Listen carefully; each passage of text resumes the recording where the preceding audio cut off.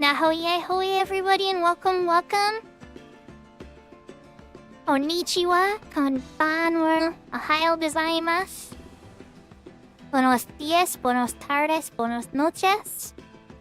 Good morning, good afternoon, good evening, wherever and whenever you are in the world. Welcome. Hope everybody's having a wonderful day. We're just doing a little bit of a late one today. I had to take my daughter to the dentist to get a cavity drilled. And there was a busy one, and then yesterday was my son's birthday, so we did the grandiose stream on Monday. So I figured let's just mix everything up and just get into some 11, because I wanted to play 11. It's been a minute, but I'm tired, and I figured, you know what? I could do some money grinding in the beach and talk to my friends, and then when I get bored of that, I'll probably do some more Winders missions. So thank you for claiming first, Blessed. Thank you for claiming second, Serafina. Thank you for claiming third, Salty. Ohayo gozaimasu. And let's just get started, huh? I hope everybody's having a great night.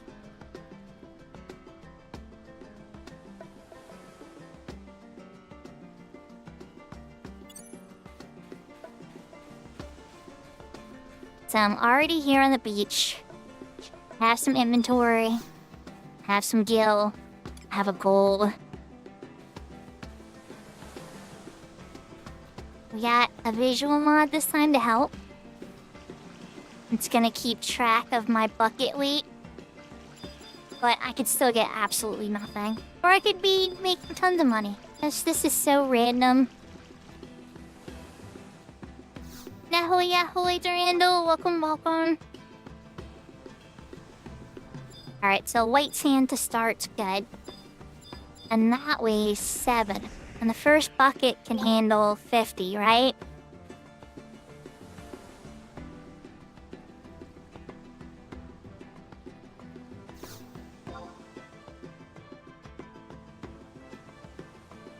And then a slug. Oh yeah, everybody's here doing clamming.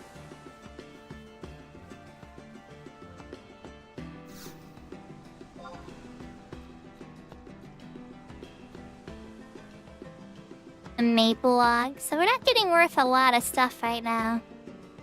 Chiro?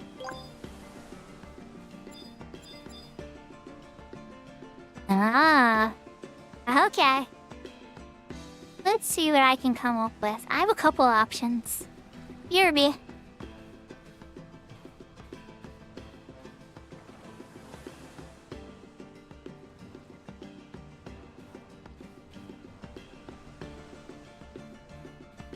Ta-da!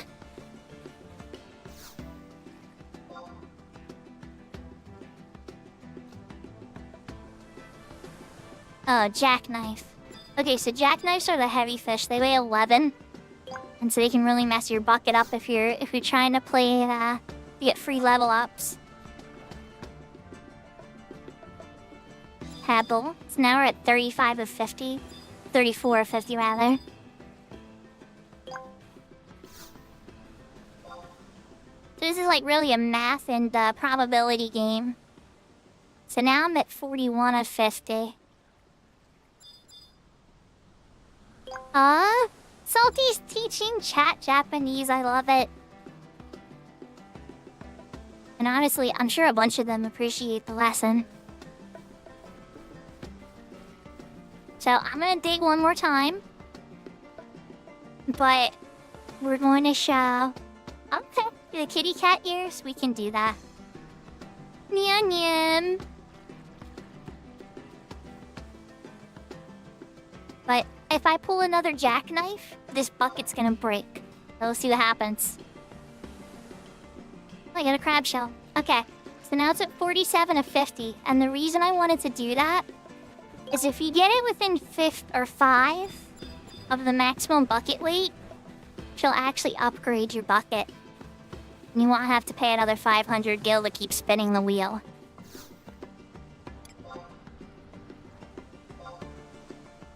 And then we move it into the new bucket. The new bucket has 100, so it doubles the strength of the bucket. So we get a whole new set of dig. But we're adding up the profit too. So the add-on is counting out the vendor profit if I sell it to the vendor.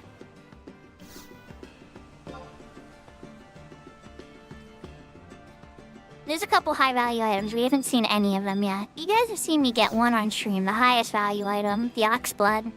But there's other items you can get from this too. I'd say handful of high quality pupil scales. Which are a ton. We've already covered the bucket cost and some. But we want to get something better than that.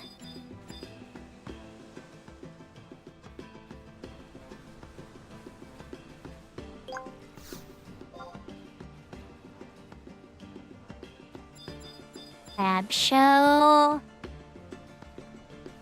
mean, so far it's meaty. It's not bad because we've broken the profit of the bucket for sure. I'd love to see something spicy. Pebble.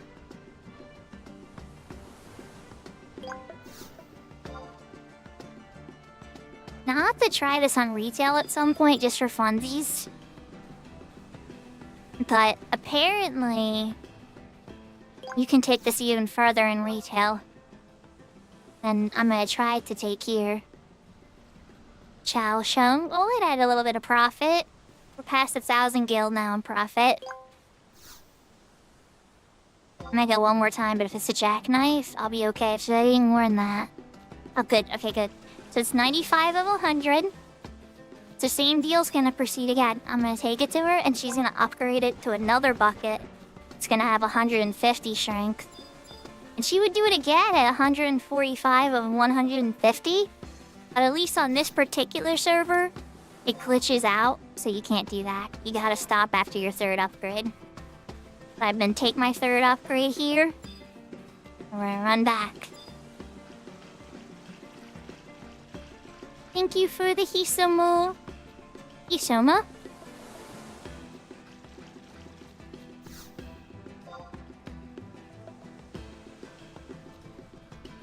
Ooh, a Ragnite shell. See, here we go. There's a really high quality item. 1,455.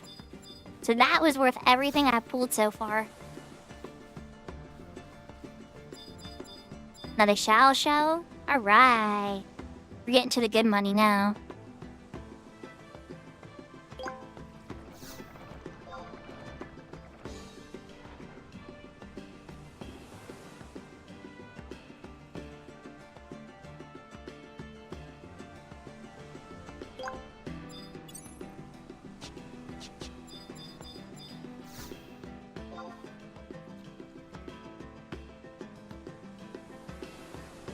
Thank goodness that jackknife came early.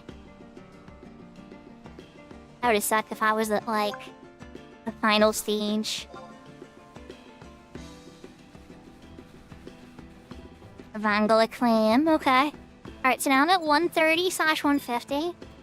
I can't really get another upgrade of the bucket on this server anyway. So I'm probably just gonna do one more pull and then call it. Because a tropical shell, which is worth 5,000 gil by the way, but I think it weighs like 20.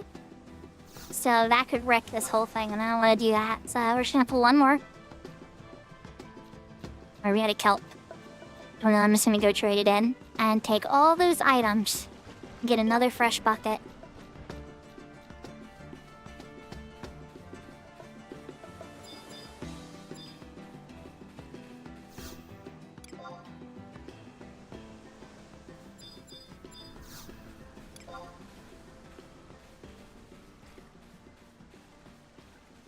So you can do this at the start of your character creation.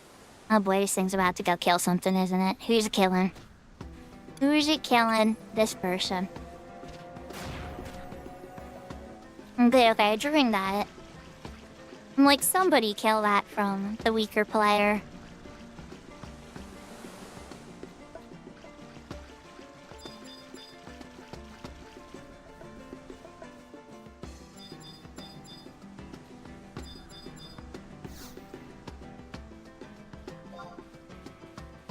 Alright, so fresh. Got a slug, it's only worth 11. So I'm sitting at I'm at minus 489 for this bucket. Because the bucket cost 500. So really all you need is the 500 per bucket, right? So I would say come with like 2 or 3k at least. You need to pay for the boat ride too. It's like 100k per boat ride. I think you buy a 10 pack for 500 gil. And there's a white sand. That helps pay for a good chunk of it.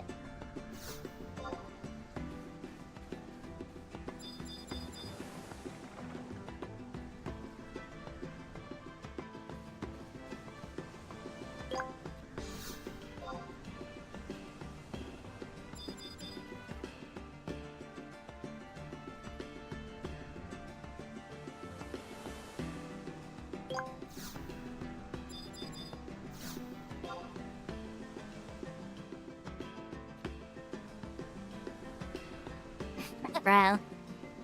Jackknife, a pebble, and a jackknife.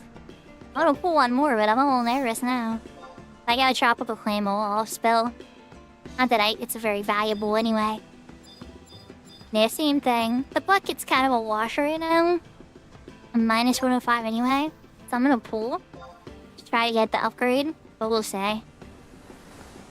Oh yeah, okay. Got a Painbound Kelp. Put us to 48 at Fest Day. So now we'll go and we'll get the bucket upgrade. That could have been a jackknife or a tropical clam, or I think there's like one other heavy item. That would have been a wrap.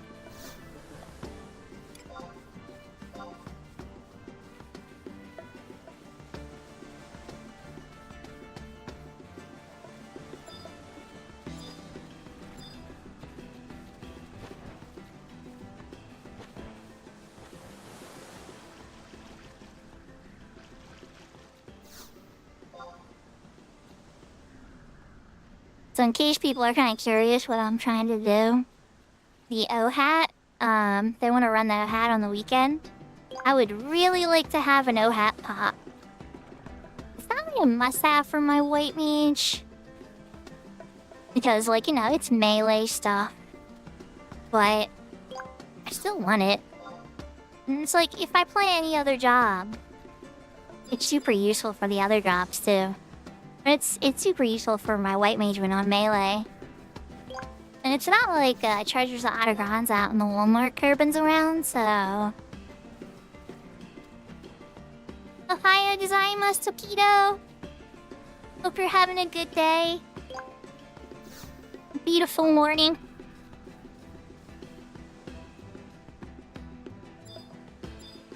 This bucket is not very profitable. It's paid for itself at least so far.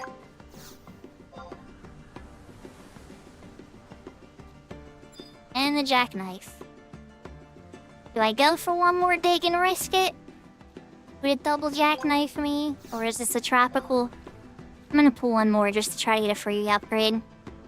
Again. The bucket profit was so low that it's like, it's worth losing it to try to get another upgrade. And then we'll get upgraded to 150 Ponzas.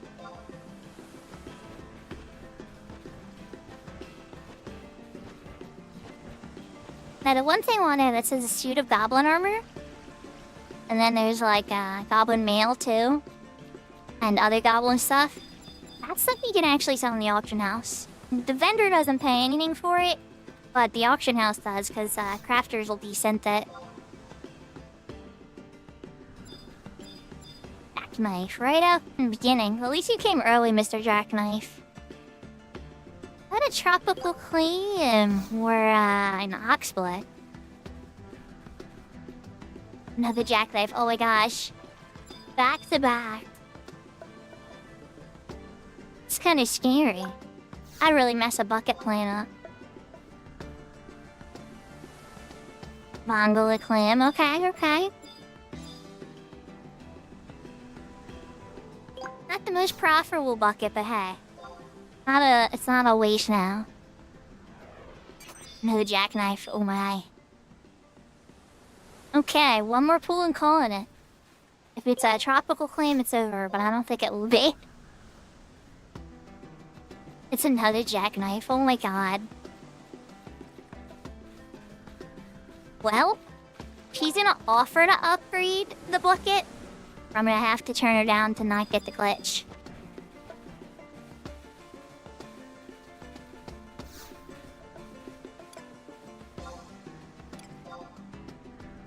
No, thank you. Give me my items. I'll take a fresh bucket.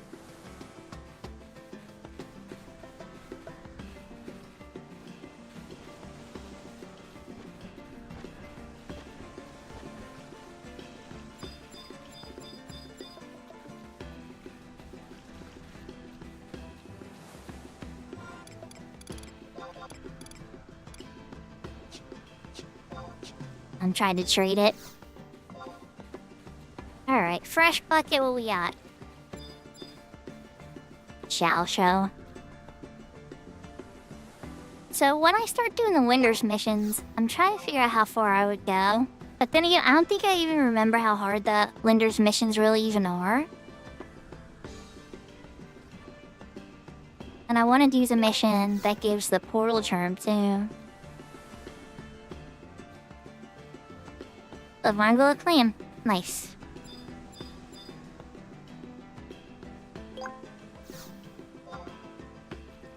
The bucket is paid for already.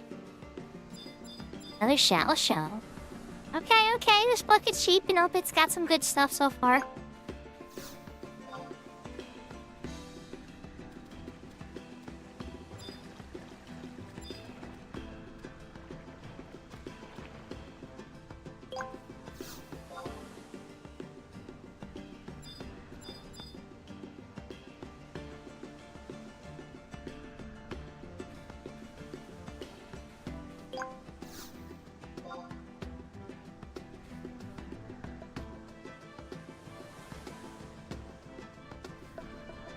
Nice. Tropical clam. Okay, but that jumped my bucket. That almost wrecked my bucket. But it's worth 5,000 something gold. So right there's a big win. And we get an upgrade of the bucket too, because it's at 47.50. But frankly, I'll be real, if it was like 43, I would have just probably ended it. We'll take an upgrade. Let's make a little more money. We're gonna be playing it safe now. No more gamba at really close ranges.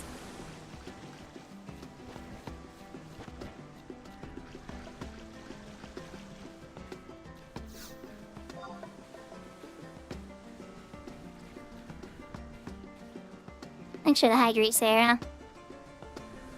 Let me get my drink, actually. And I'm having very bad drop frames today. I apologize, everybody. It was running fine on my pre-check, but seems to be kinda... Ara? Niai? It's more of a lunacy. She's really good at that.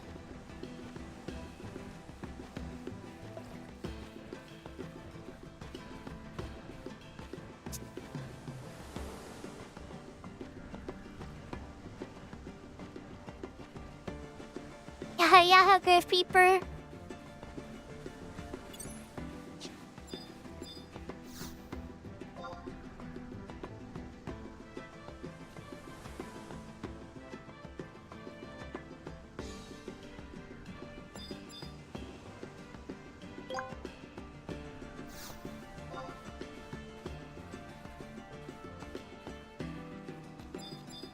Sneaking the jackknives in there.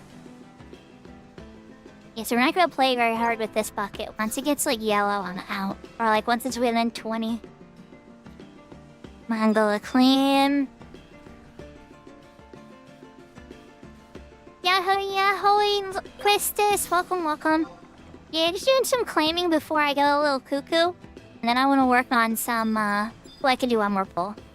And I can work on some Winders missions and keep grinding that up. I got to rank 3 last time. So that I could do the outpost warps.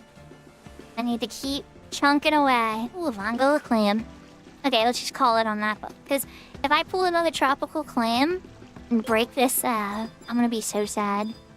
I'm just gonna take my gill and get a new bucket.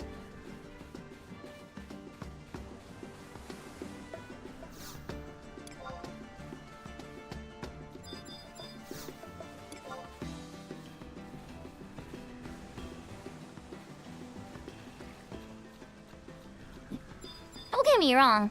I definitely like mining too, but I'm like so tired today.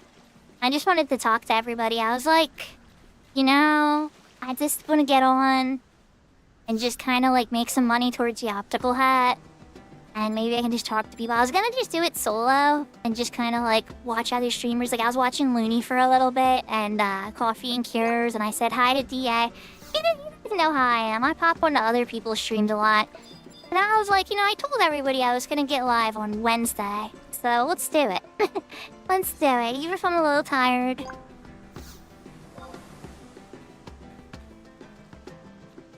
Yahoo, yahoo, Matato! Welcome, welcome. I hope you're having a good day.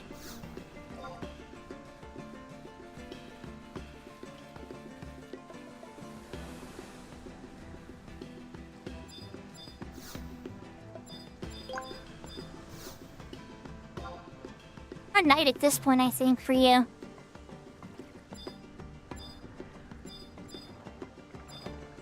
They left you alone with it.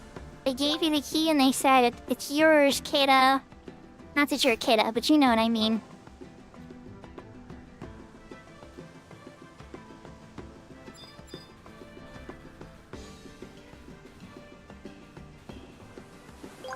Now you're Spooderman. All your hard work is paying off though, You're getting to do the profession that you trained hard for and went to school for. And it's in the medical field, which is always going to be necessary. And I think we probably won't have enough humans for it. Okay, this bucket is not looking good. Jackknife would ruin it, but I'm still going to pull one more to try to get free upgrade. Willow, Brook, and Willow fishing around. I got us in the range, so let's go get the free upgrade. Well, excuse me, princess.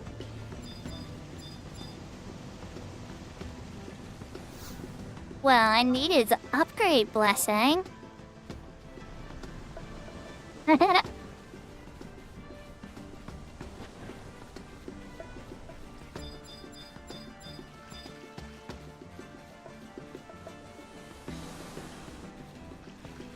For the... That's still pretty cool stuff, though, Matato.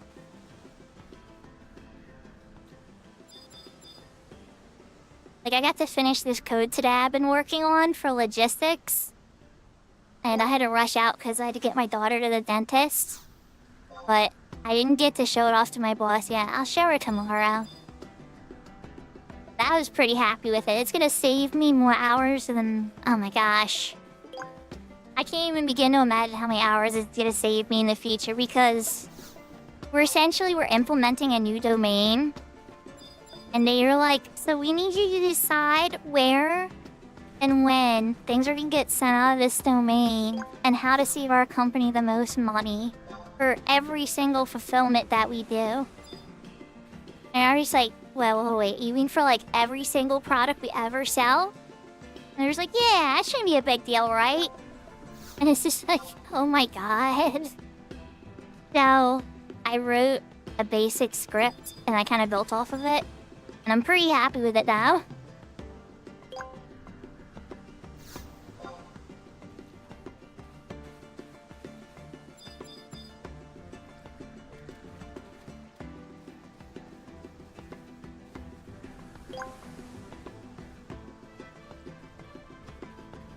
That's kind of how I feel now, Matato. Like, I'm an office administrator, but really I'm just like a logistics supervisor, coder, like, program engineer, like, who knows? At this point, I don't even know how to define my title. But I do enjoy my job, so it's weird, right? Like, I love who I work with, and I love what I do. But I don't think my title fits my job at all anymore.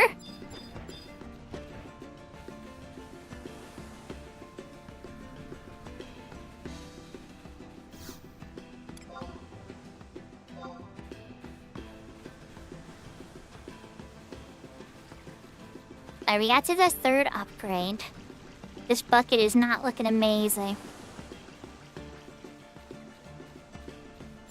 Oh yeah, once you're actually on your own, yeah, it helps. I don't have the training wheels on. Occasionally you'll have to teach people, and you won't always be by yourself because you have to be like showing somebody else. But that's different. It's different than having like somebody over your eye that you're still kind of proving yourself to, or like that you're trying to show competency. You get all that like performance anxiety to try to do it right.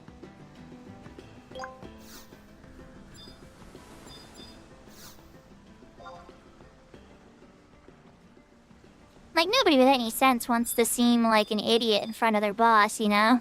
You want to seem competent and calm and collected and like you know how to do your job all the time.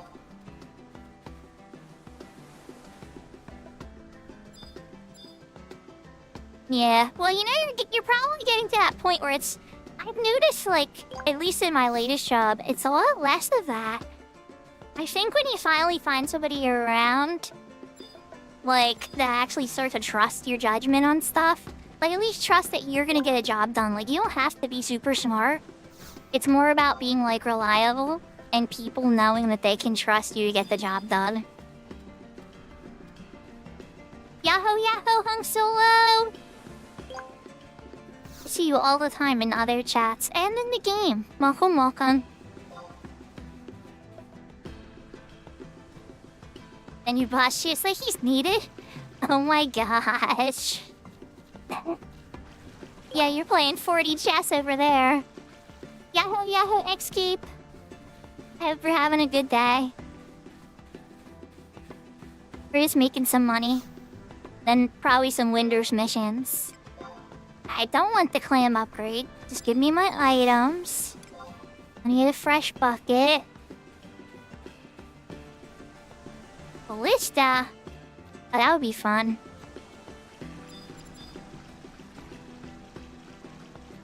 One v1s? Oh, that would be fun. No, we're doing clamming. Just kind of making money. You pick up a bucket. Everybody goes clamming spots. You try to get as much stuff into the bucket before the bucket breaks. It's like a math mini-game, really.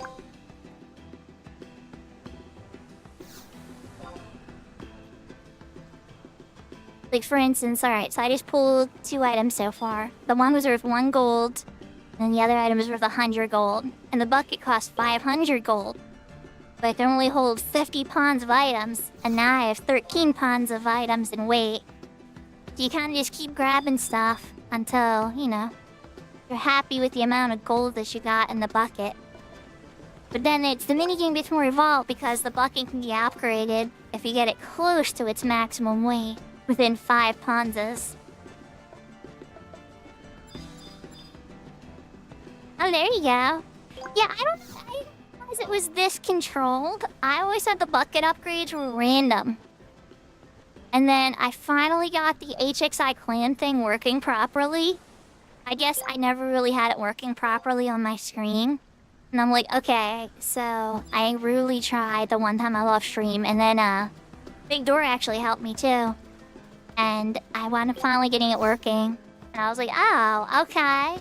This helps me keep track of the weight better. Because I just kind of did it all in my head. Hey, this is in retail too.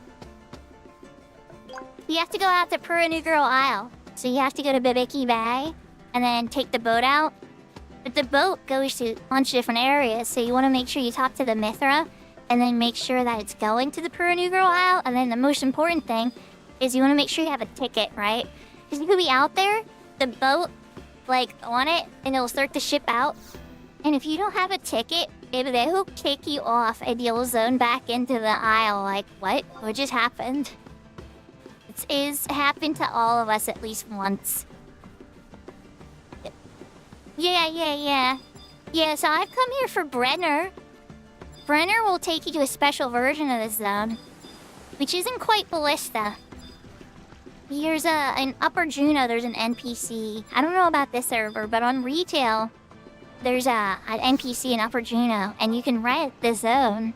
That's essentially a mirror version of the zone.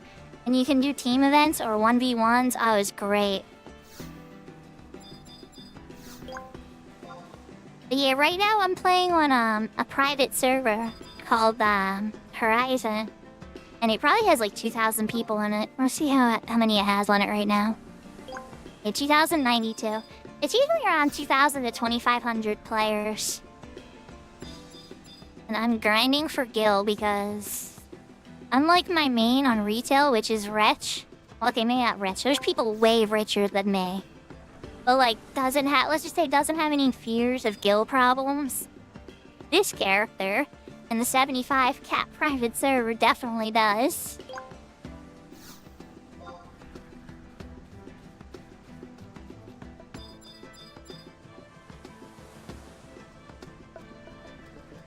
I'm very fond of this one too. Maybe, but see, also remember if you had Taru HP though, you might have died in 2 hits. So it may not have went the way you think either. The one good thing about Galka is you were sturdy as heck naturally just from being a Galka.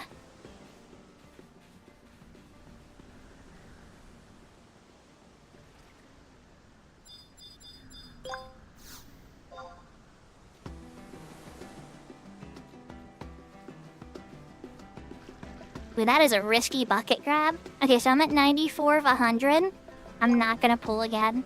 I'm just gonna give up on this bucket because I'm already at 1496 profit. And it's just not worth it. I'll just end it there and grab a new bucket.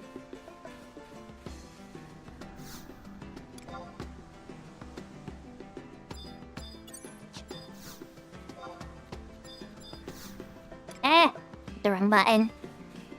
There we go.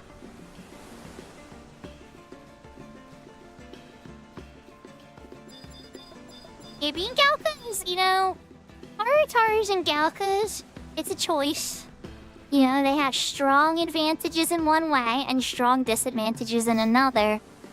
But it pays off in various ways. So, like, very rarely are you ever gonna see a Galka die from a random just getting hit from a monster's AoE, or the monster turning towards you and hitting you once, especially if you're like a mage or a healer or whatever. But a Taru, as powerful as they are, as much MP as they have, as much as they can master magic and sit there and weave it around like crazy without having to worry about their MP pulls, once they go too hard and the monster hits them with a critical or two, that's toast. They're dead. And so it's like that's kind of the Faustian bargain where, and then for the Galco on the other hand, it's like for that benefit of being so sturdy, every time you use magic on any job, even a main mage, you better be darn sure you need that spell, because you can't afford a magic mistake.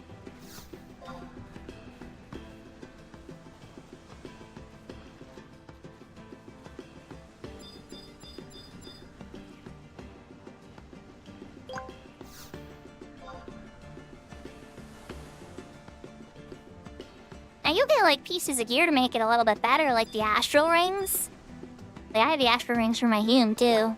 I don't think Tari should actually use astral rings. That might put him too close to unless you're like super high level and have a bit more HP.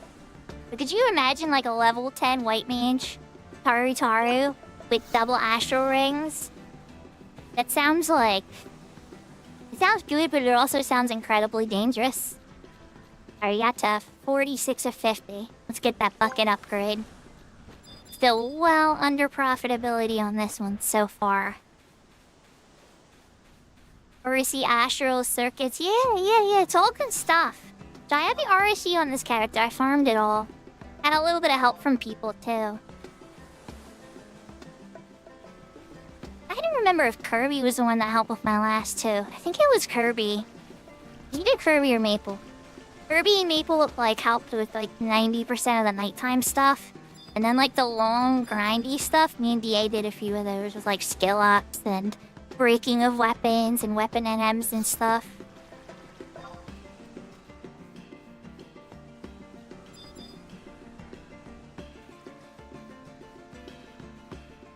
Hey, Galco RSE made a difference?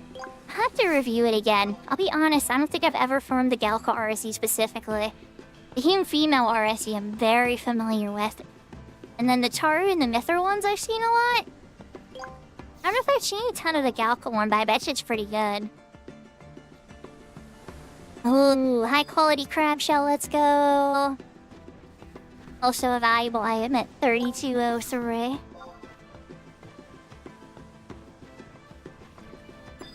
Yeah, much needed MP boost. That's a human panther like that. They give like 32. Ahoy, James. Welcome.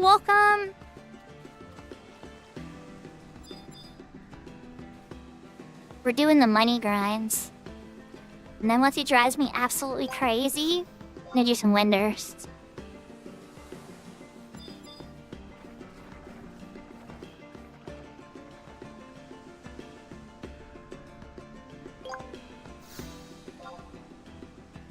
I haven't even cashed out yet, though.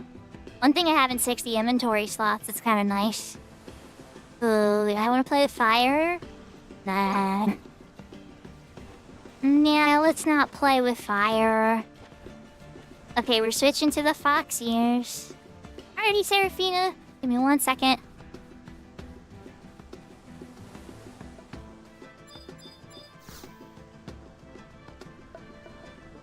Got the fox ears.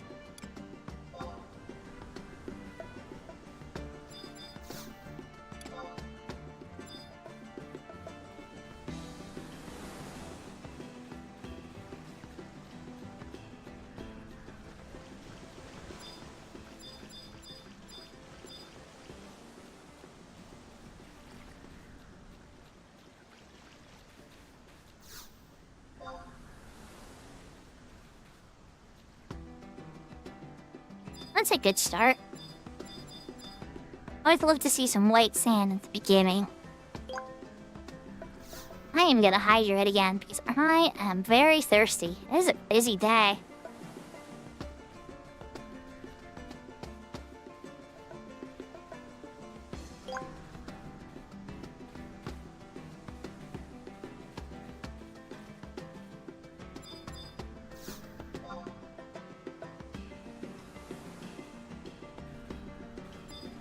Glad to see that jackknife nice and early. Getting it out of the way.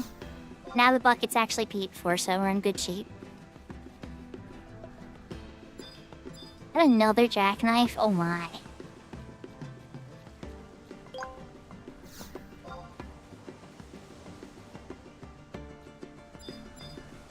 Hobgoblin bread. I'm going for it. We're going for the upgrade. The bucket's only worth 200 some gil profit right now. Oh, first bucket crash. There's another jackknife. Bucket doesn't work very much anyway, so I'm not super sad. Yeah, once the bucket goes over its weight, it just all spills. You return it and need a fresh bucket.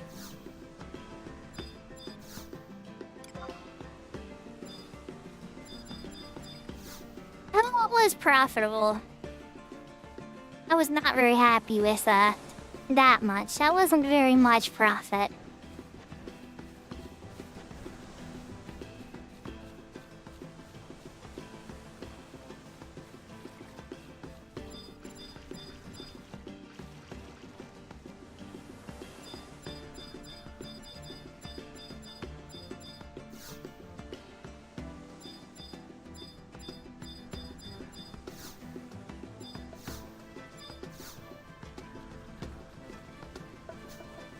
And I thought I have a clamming kit? I just returned it. I never grabbed one.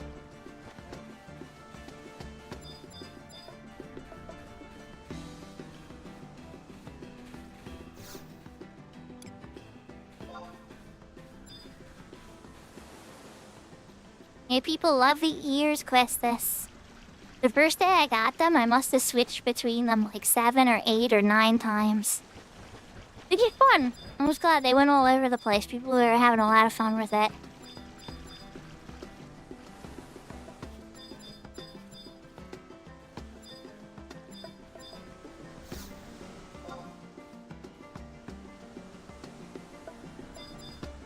Goblin armor.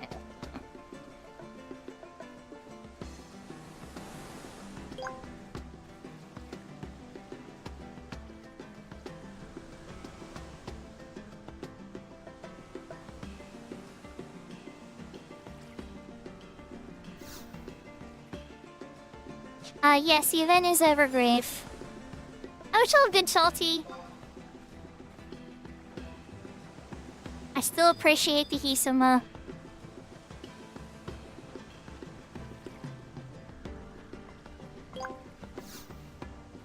I've totally done it too. Except it's usually on Seraphina's stream.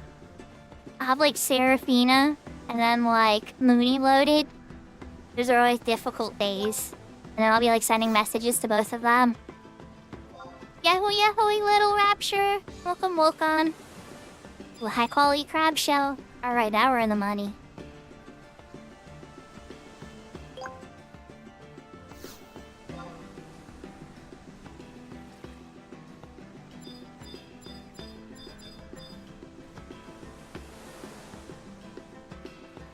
Hobgoblin pie. Nebonite. Alright, where's my cash in? I was gonna go for more, but if I get a jackknife now, I'll be sad and lose 3,400 gil, so we're not doing that. That's valuable enough to be worth keeping. So let's just get another bucket.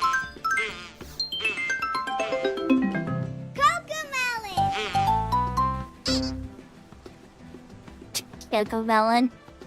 Oh, blessing. You know, thankfully my kids didn't like Cocomelon a bunch. When my daughter was super little, I think she watched it like once or twice, but she fell into... We were more of a Pingu family. I don't know if you guys ever watched Pingu. Pingu's like this penguin, and he lives with like his family. And like the first episode is like his sister being born. Serafina now. No ads. You're subscribed. You wouldn't have ads. And even then, I don't run ads except at the start of the stream. Or if you're like just entering, I think it runs them. And I know some people tell me that's a bad idea. I don't know, guys. I don't think so. Just my personal taste. I think it's like you take the medicine in the beginning and then you just get to enjoy everything. But then there's a problem if you gotta refresh your stream, you gotta eat ads again. So I guess it depends on how you look at it. But then again, I see people always navigating their ads. Like, I need to stall my ads. And they'll like be always constantly managing their ads. And I don't know if I want to go through that level of stress.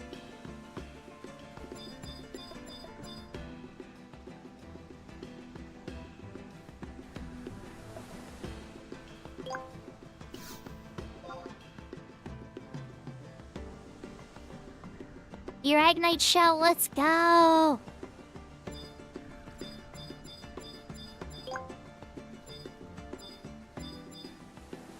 Yeah, it's funny. I do too.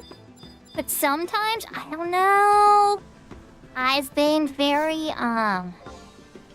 fascinated by what ads they might feed me. Yeah, we're gonna pull out. I'm not gonna gamble 44 out of 50.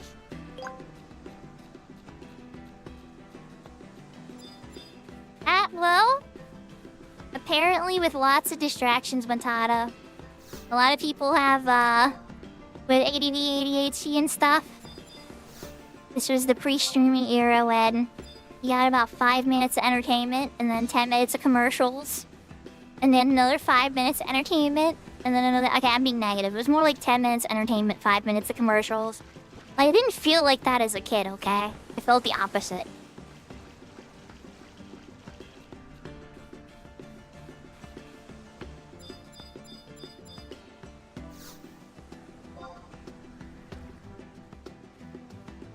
See, I don't know, I got to see it from a different perspective as a parent, right, when my kids were growing up. And this is part of the reason I wound up paying for YouTube Premium. Was they don't have to win every single ad for your kid's eyes, right? Your kid would be seeing, like, 40 ads a day sometimes, depending on how many videos they would watch. So, like, only one of those ads had to get their eye to be a toy they really wanted. And when they got your kid's eye and your kid wanted that toy... Your kid would never shut up about it for the next 2 weeks until they got that toy. And the product won. Usually the parents would give up eventually and get them the toy. I mean, not every time. A lot of parents should stay strong too. But think about the power behind that. That was the power of advertising to a child. You didn't have to win every battle. You just had to win a few. And so, I ponied up very quickly and got rid of ads. Oh, sorry, Matato. I'm trying to sound like Reagan, but, I definitely want to get rid of ads ASAP because I don't want my kids bugging me to buy them toys. And it worked, actually. I hate to say it, but it totally worked.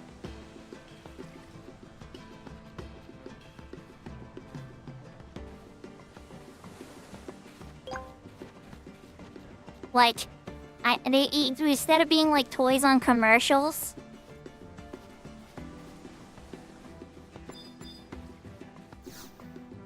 Ah.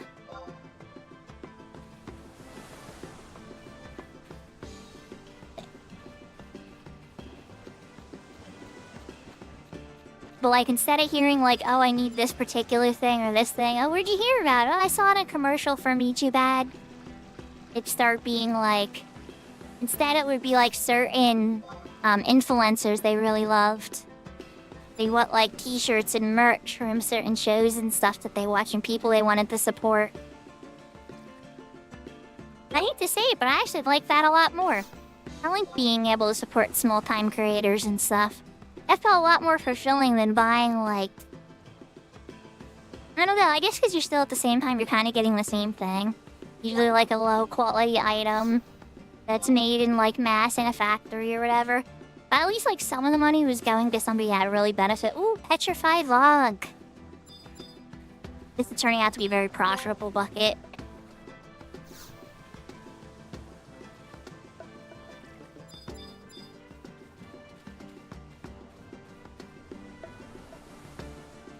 Oh, yeah, I have no idea when it opened up or whatever. I can tell you one thing. I know, I think it was 2019. My kids were super sad because they wanted to start channels. And, Salty followed you, Seraphina? Nice. Seraphina's a good friend of mine, Salty. She streams every morning. Probably when you're, or maybe it'd be nighttime for you. Now, honestly, it'd probably be very late night for you. But then again, sometimes she starts super early. So it would be like more bedtime or like right before bedtime for you. No, you know, we're not playing with fire. Nope, we're not gonna do it. 91 to 100 with a 5,000 profit bucket. Just call it.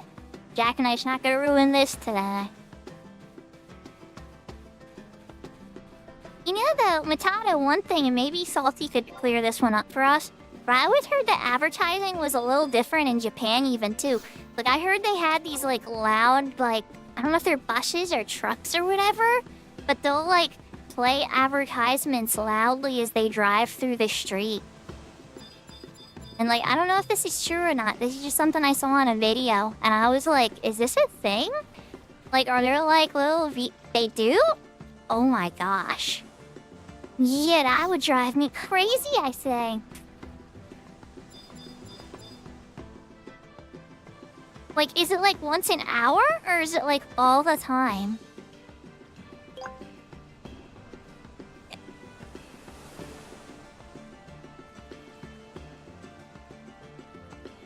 Oh, okay. Okay, so only in commercial areas. Oh, that's not as bad then. Okay, see, that makes it a lot more manageable then. Because then you know you're only going to hear it when you're, like, shopping and stuff.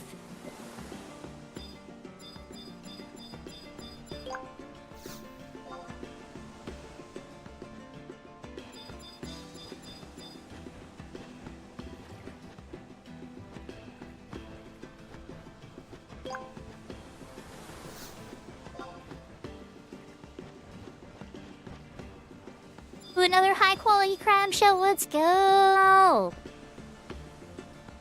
I might get a pretty good chunk towards my OHAT goals today. Okay, that's really cool. Like, I kind of get it. Like, you know, world runs in advertising. You want to know, you want people to know about your stuff, and companies want people to try stuff and stuff. So I get it. Do I want to play with the jackknife? No. No, I do not. We're gonna cash this bucket out. Thanks for the hydrate, Sarah.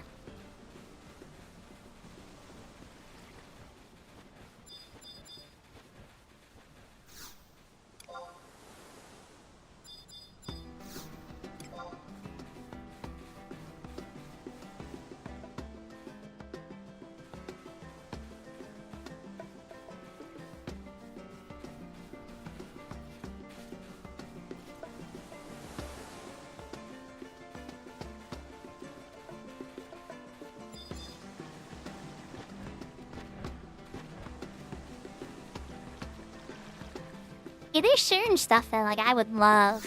Like the shopping and the lights and all that kind of stuff. The cute clothes. Oh my gosh. I was like looking on Rack again. And it's just like there's so much stuff.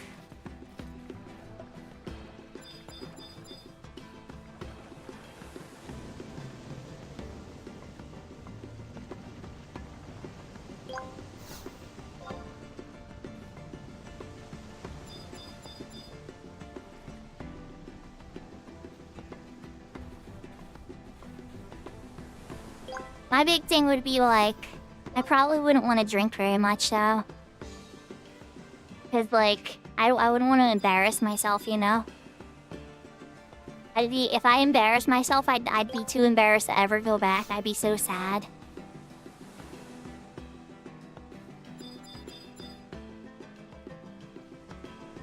Well, I don't eat a lot anyway, so that's fine. I'm not too worried about small portions.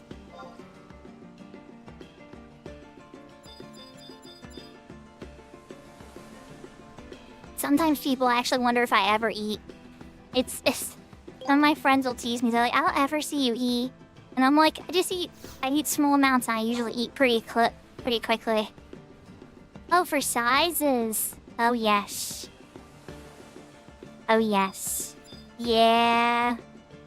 That's gonna be rough. Honestly, I don't even think some places would have certain sizes. But there goes the bucket. It wasn't worth anything anyway, and it wasn't at an upgrade stage. I'm like, you know, we're just gonna do a pull. Let's get a new bucket. That bucket was a wash. After 2 good buckets, that kind of makes sense. Fresh bucket. Yeah, it's from what I've seen though, I mean, people are really polite, and so like, if they have something in your size, they may not like have it available on the shelf. Because, you know, they probably have like, the stuff people buy every day, so like, common Japanese sizes and stuff. But if you ask politely, I imagine they might be able to look in the back and they might even have something like slightly bigger for more American size. But there wouldn't be like any point having that on the shelf because, well, for several reasons, but one of the big reasons would be how often are people there to go get it. And tropical clam. Let's go.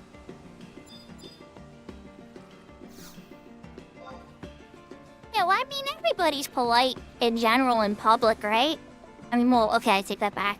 Everybody should be polite in public, right? I was gonna say, I try to be polite in public. You know, though I'm not always nice when I drive sometimes. I do get a little mean in my car when like people are driving badly, and I know they can't even like hear me. But like if you don't use your signal or something, like you're taking a turn, I'll get like so mad. Like, why aren't you using your signal? It's there for a reason. I get so frustrated. Alright, we're gonna cash this bucket out. It's too profitable to risk it and let something ruin it like a jackknife.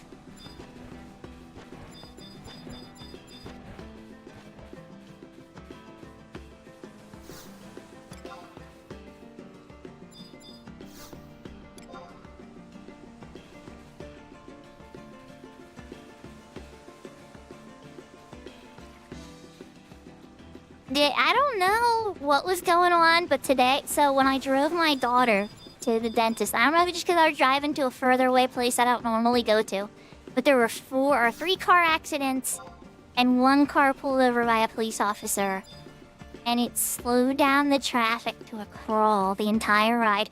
It usually takes me like 20 minutes to get to the dentist from my home. It took an hour and like 15 minutes to get there. And I just said I had to call a dentist. I called the dentist twice and they called me too. And they're like, we're really sorry, we're all waiting here staying. They stayed late for me.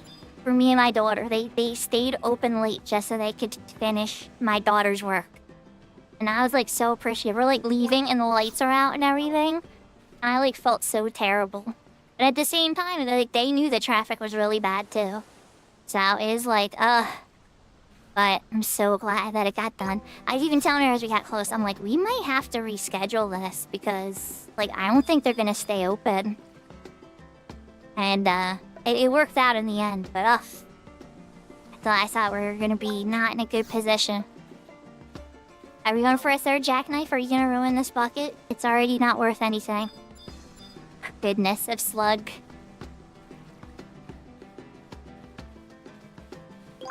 I'm gonna pull again, just cause.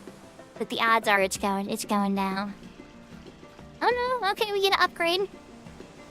This bucket still has a chance to redeem itself and make some money.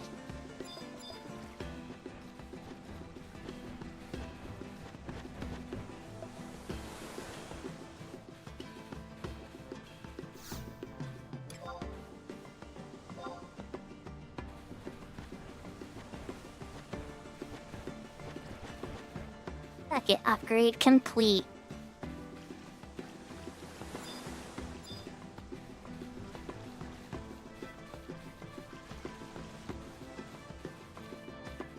Here's like other things I always ponder about too, right? Like family stuff too. So like in the West, if once you get older and you're 18, like, your parents are pretty much just like, you're done. Good luck. I mean, not all parents, but a lot of parents. Like, you're done. Good luck. Time to move out. See you later. If you have any questions, here's my number.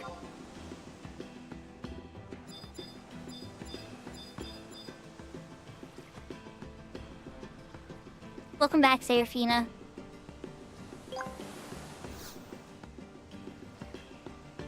But I have a vibe anyway, I'm not sure. But I think in the East it's not like that. I think there's a little more familial loyalty. But then again, that probably has its own cost too. Like, familial loyalty goes both ways, right? So like, if your parents tell you to do something, you really gotta respect that too. So like, in America, if your parents don't give a crap when you're 18 and you can do whatever you want, that also means, you know, that they don't have as much a say in your life. But if your parents are helping you do a lot, then they would probably have more say over your life as well.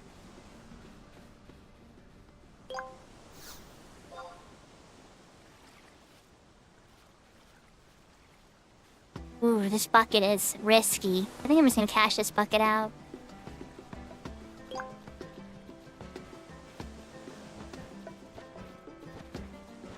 A 25 is when you would expect your... See, I think that's a lot more reasonable. Kind of fair, because like 25, you probably have your footing, you finish college, or you're very close to finishing college if you're going to be a doctor or something. Probably have your first job, probably a year or so. Probably start to save some money.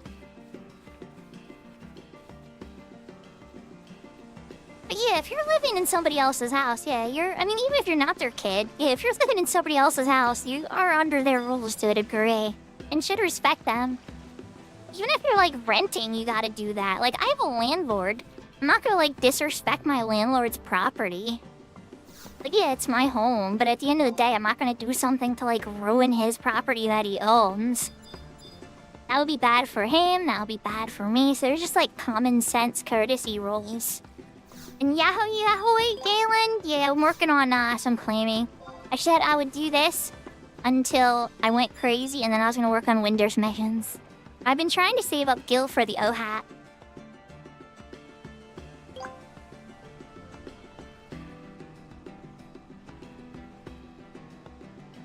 Yeah, that's when you take it too far, Matado. You talking about, like, back in the day, you know, and this happened in America a lot. I don't know about other countries, but, like, parents would have a lot of kids because there'd be more farm hands and more people to work on the farm and stuff. I don't think that's the way either. I think what Salty's talking about is wise, you know, support your kids until they're 25. And then if you did a good job and they did a good job too, they should be able to take care of themselves. Like, I'm not trying to insult anybody who's still living with their parents at, you know, at 30 or something. Like, I definitely had to ask my parents for help when times have gotten tough here and there. But, like, I'd say I was living on my own. Well, okay, I was in a car homeless when I was 19 because of problems with my mother selling the house. But I quickly got a place after that with somebody. And I've always tried to find a way, even if it was with other roommates or other situations or whatever would need to be done for me to at least have a place to walk. There goes the bucket. Whatever I could wash up and take a shower and have a place to store my things safely.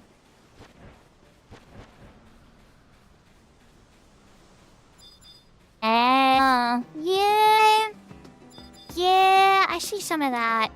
At least I can't speak to every area, but I see that a lot in sports. I see that a lot in sports. So for my kids, I pretty much said to them, like, what do you want to do?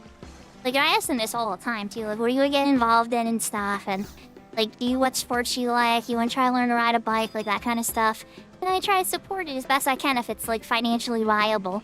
Like, my daughter did gymnastics, and she really enjoyed it. And I was kind of getting hyped, right? And I wanted her to get into dance. I wanted her to get into ballet. It would have been, like, a dream come true for me to have a daughter that loved ballet.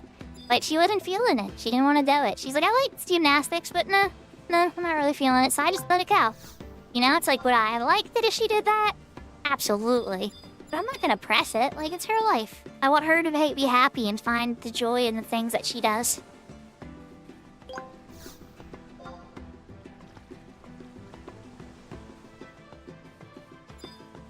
Handful of high-quality Pujo scales. And then in my son's case, he's been kind of like, he wanted to buy a basketball recently, and he's been walking to the basketball court.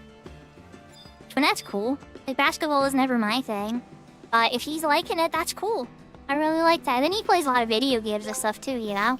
But it's like, hey, if he's hanging out with his friends some days, or he's playing video games, as long as he's socializing, getting good grades and stuff, I'm a happy panda.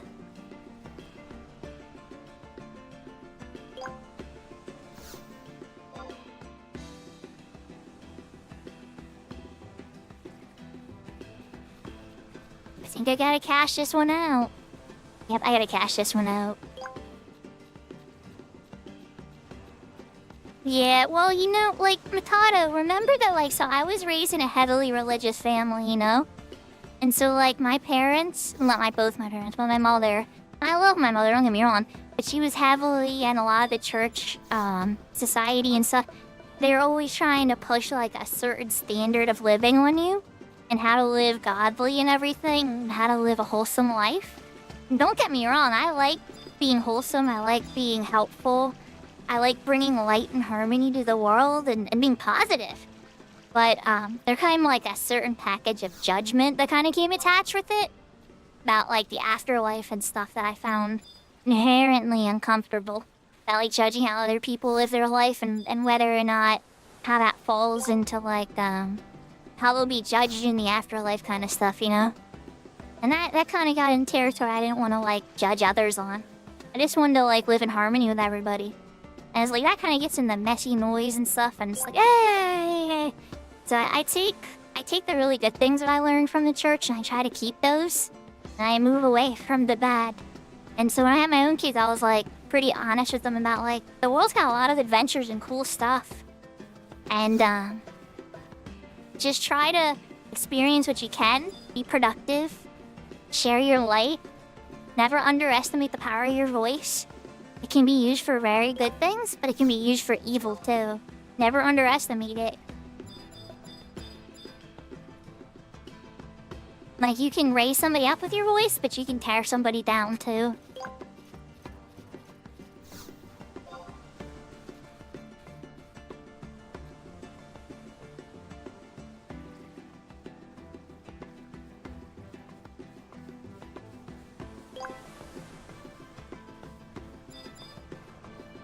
I think, in the case, I can't speak for my mom and my dad's position. My dad regularly says he's proud of me, and he knows that I go through a lot of struggle, and he wishes it didn't have to be as much of a struggle. He thinks sometimes I make it a lot harder on myself than I need to, but that he's proud of me, and that means a lot to me. And then my mother, like, I'd say it's complicated. It's complicated. I don't think she'll ever be 100% thrilled with how I live my life. But she's proud of the fact that I'm always trying to learn new things. And she knows I love the kids. She knows I love my kids and I'm a good parent. But I can't say she's ever super affectionate or filled with compliments. So she's honestly kind of enigmatic and mysterious when it comes to that kind of stuff. She never really opens up or talks about that stuff a ton, so if I'm being 100% honest, I don't really know my mother's thoughts a ton.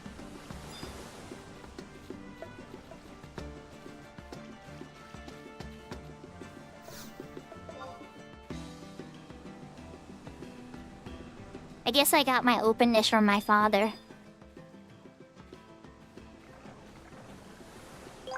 But then again, when it came to video games, my mom was the only one up late playing Dr. Mario trying to beat level 20.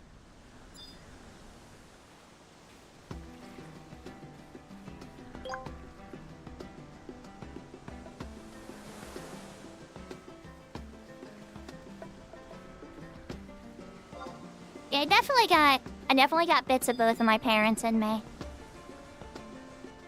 Things I like about each of them and things I dislike too. I got the whole package of both of my parents.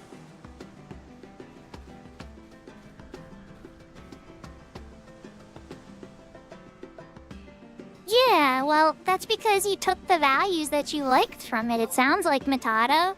And there's nothing wrong with that. That's where I'm trying to come to terms with myself, you know? Is it's like, clearly I like a positive environment. I like harmony. I like when people work together for a better society. I love a lot of that stuff. I love a lot of the things that you read about Jesus doing in the scriptures. But then you get into the Nessie, and it's like, ah! Yeah, Sarah. I'm sorry. I know. You told me your story. But, you know, on the bright side, it seems like she's... At the outside of the little internet debate silliness, she has been there for you. As a parent for a long time, too, so that's cool, at least.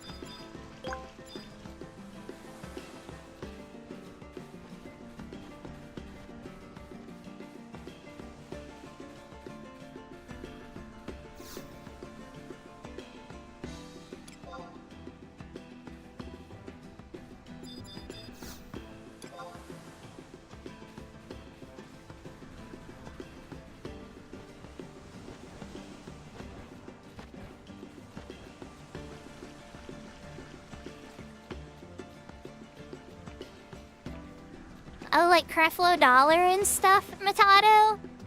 Like you put the seed in and then the seed grows, prosperity gospel stuff, Creflo Dollar?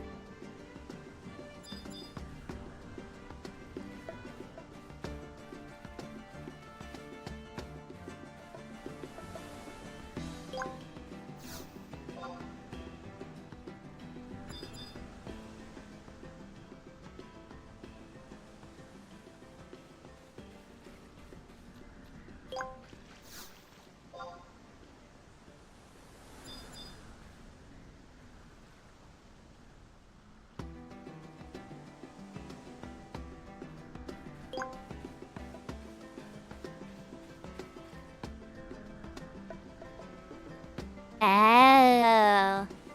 Oh. I mean, maybe it can indicate it sometimes. I see what you're saying, Amatata.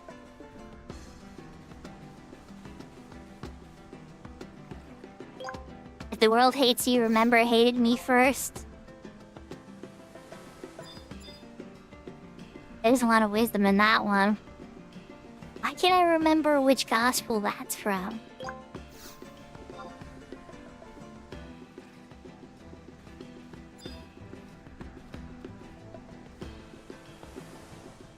I want to try, or is a jackknife gonna mess up this bucket? I'm down for it.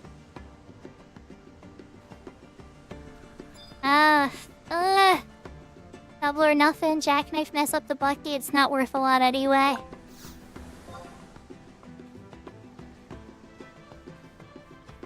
Yep, jackknife messed up the bucket anyway. I had to try, the bucket wasn't worth a ton.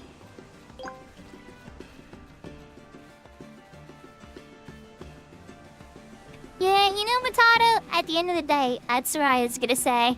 Family members definitely gonna have their beliefs. Like, I don't think I agree with anybody in my family 100%.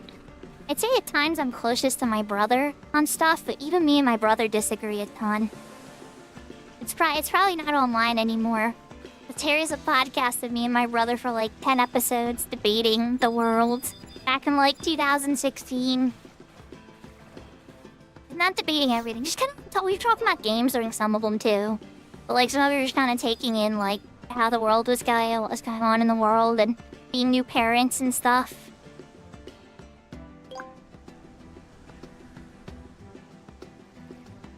Oh my god, Matata, that's pretty brutal, Matata. I don't know. Holy cow, that's an extreme emotion towards that feeling, but I understand.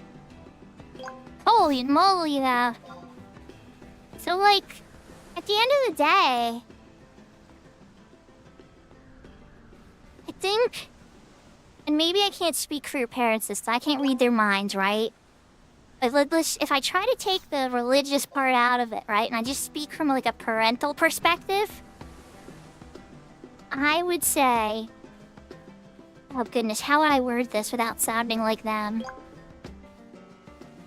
It's more coming from a place of not wanting you to get hurt. Right? Like, I would be scared for you to get hurt if you got with a really risky girl, right? Or boy, by the way, I don't judge. A risky person would be a better way to say it, right? And so, it wouldn't be so much about the religious aspects to it, it would just be like, knowing you were with somebody who is, like, reliable and could be counted on in the long term as a partner and stuff, instead of more like a fling. I think that's what I would be looking for, personally, if my kids dated.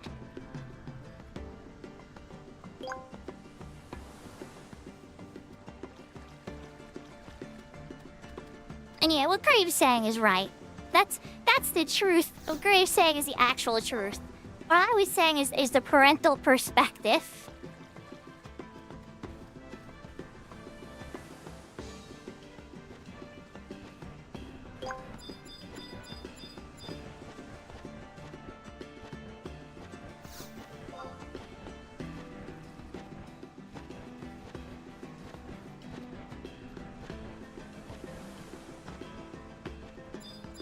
Yeah, and that's not good.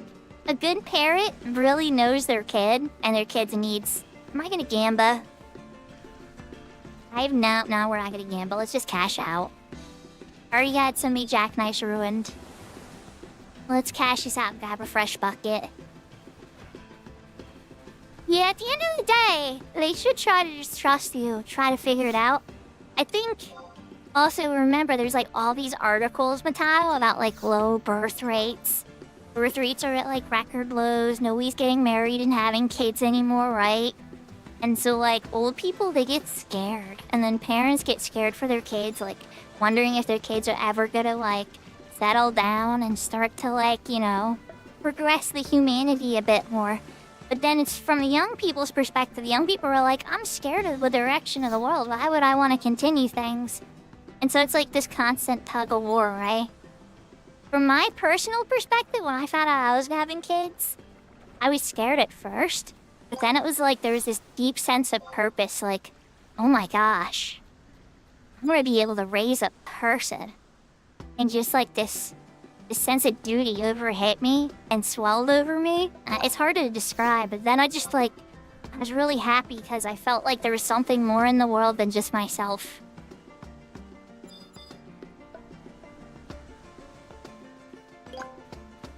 Like, more in the world than myself to live for. I know you can live for the world and positivity and everything, but you know, like a more personal thing.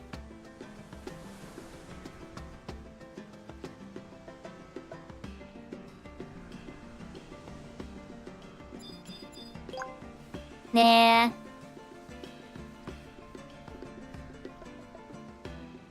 Once a month, Crave? Where are you farming this vicious claw? Yahoo Vamp, by the way. Welcome.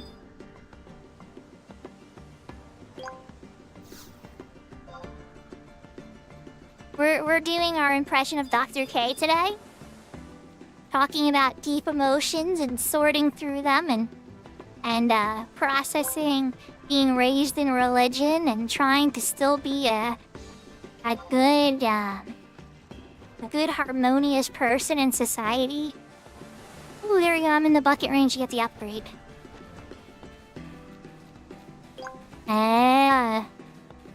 Vicious caught. Come on, give Grave some love. He wants to charm your slime butt so he can beat up some stuff here as Beastmaster, or beat you up for something. I'm not sure. But I suspect because he's Beastmaster, he wants to charm you and use your slime butt to do stuff.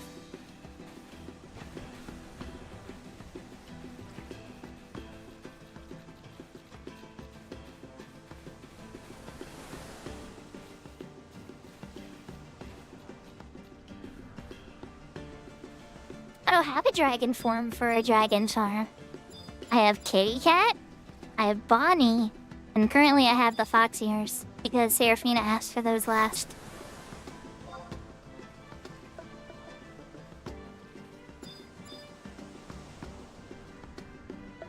Yeah, as you get older, Matata, you tend to fall into a comfort zone. You kind of get a system and it works for you. And it's like, oh, I'm cozy here, and I'm making enough money, and I'm not scared all the time of having to worry about my bills and everything. And then before you know it, you just kind of close yourself off a little. It's almost like I'm playing 11 right now, and I love 11. And I don't play, because I play 11 so much, I don't get to play as many other games. But I'm still happy playing 11, like, I'm not sad, I enjoy playing 11. But the cost of it is, I don't get exposed to as many other games because of it.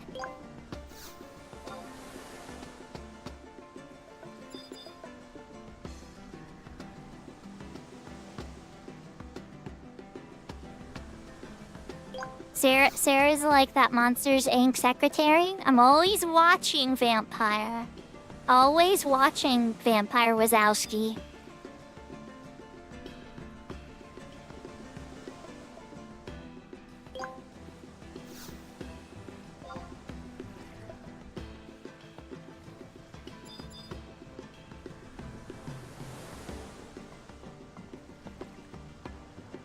Okay, Tropical Clam could wreck this bucket, but I have faith that's not gonna happen. Okay, a Jackknife could wreck this bucket. No, we're just gonna cash out.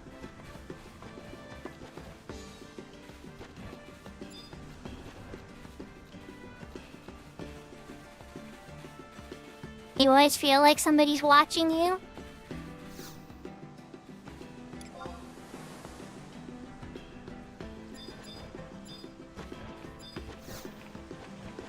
Oh, she can't give me all the rewards. There we go. That means it's time to cash out. She wasn't able to give me all the rewards because my inventory was full and then it sorted, and then she gave me the rewards. So, time to go to shop, which is over here.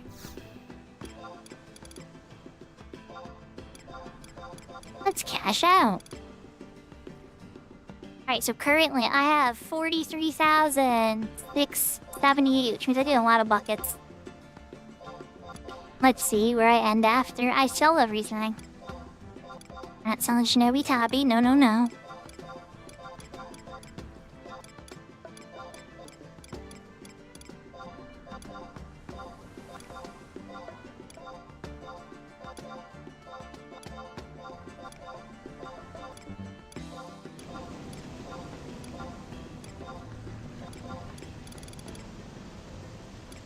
What else we got? Fondle clams. Oh, we have that many. It's over a stack. Tropical clams, 2 of those. 3 stacks of jackknife. Oh my god. Oh, the Bicky slugs. Shell shells. Nebonite. Hobgoblin bread. The Bicky urchins. Hobgoblin pie over a stack. Okay. 92,216, so about 40,000 gil, give or take, because I started with 50,000 gil. Let's drop the Birkin Mana rods. Oh, I understand. You know, it's part of, like, the whole generational thing, you know? You love your parents. You're just never gonna agree with them on everything, you know? I think it'd be a little weird if you did. But at the same time, there's echoes of them inside of us, that their qualities and some of their weaknesses and stuff. And it's like, you just take it to the next level with the new information, you know? You have a newer view on life and newer information. And so you try to take the wisdom that they give you and move it forward. Oh, high quality crab shell right out the gate. Let's go!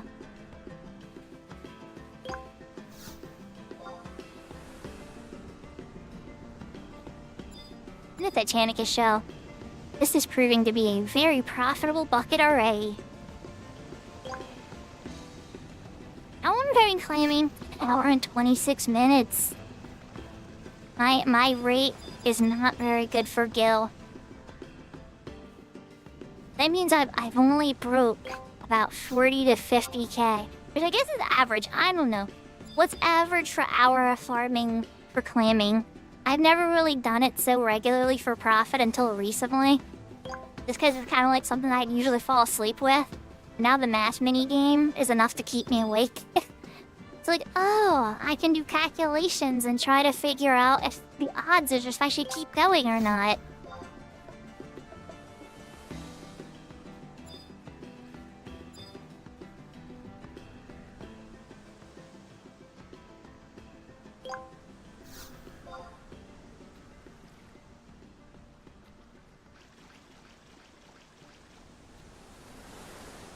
And that's a cash out, because the jackknife would ruin that bucket, and he probably would. So we're not gonna let that happen. So I think I should probably try to get myself to at least over 100,000 for today. But really, I should stick this out longer. Because it's like, if I get myself to 150,000, right? Then I'm at like the halfway point, or a little more than halfway towards getting the O-Hat pup.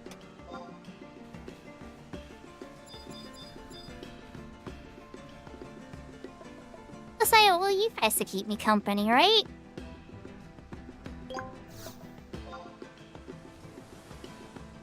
And I could level up a job, like, you know, my paladin or something.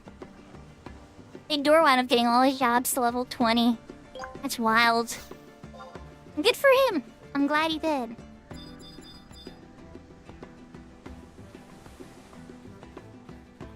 Now he's got to choose which one he's going to take the 75.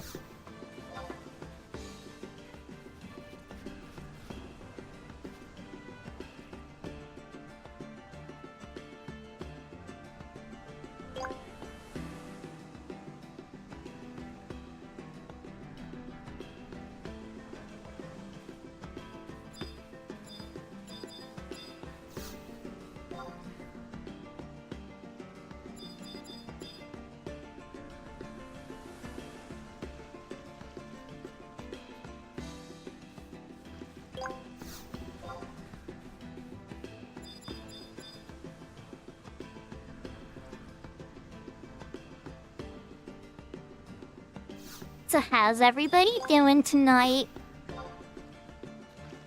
Were people surprised I switched to Winders when I did? I was sad to lose all of my outpost burps for sure. I felt like it was important to do. Vector Tree Route log. 6,000 Geo. I think that's time to cash in. You got all the starting jobs at 10 low rapture? Congrats. And there's Bestos. I think it has the best story. Agree with you on that, Matato. I definitely think it's the best nation story. Yahoy, yahoy, Brandon!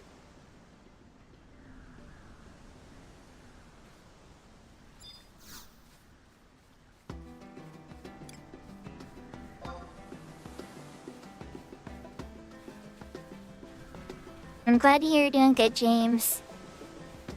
Other than being a little tired, I'm doing pretty good. Aw, thanks, Vam. So, I didn't find it as annoying, Little Rapture, because, I just kept signing on. And I just beat those little level 1 monsters. I didn't get a new bucket, did I? And I just beat those level 1 monsters with crystals.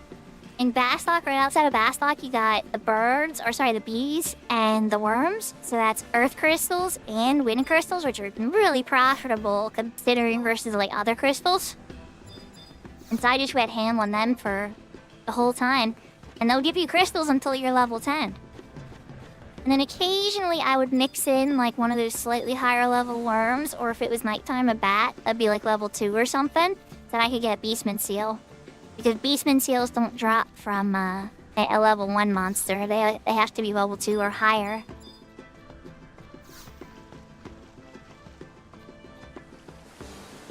But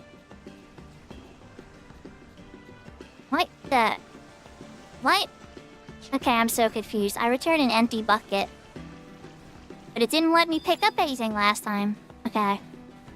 Confused panda.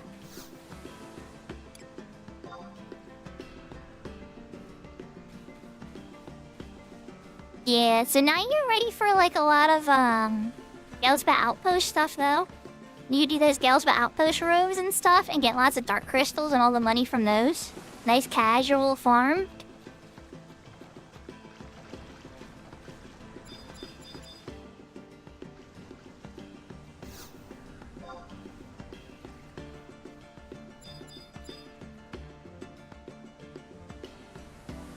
In fact, I probably bet that's how Big Door got all his characters level 20. It's a smart way to make money.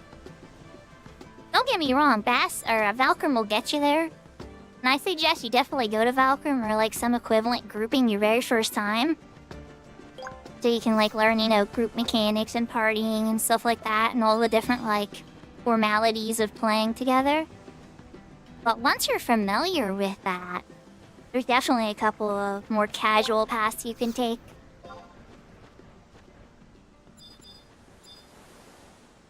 How did you make it harder on yourself?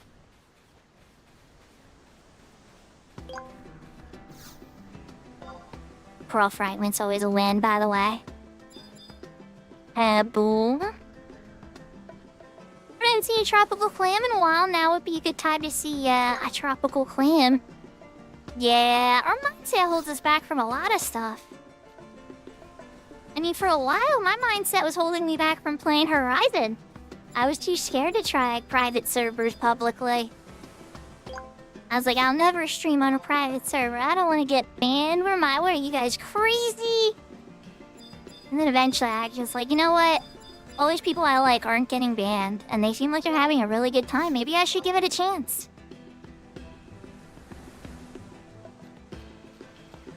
Yeah, we're gonna turn in the bucket. We're gonna turn in the bucket. Don't want a fishy to mess it up.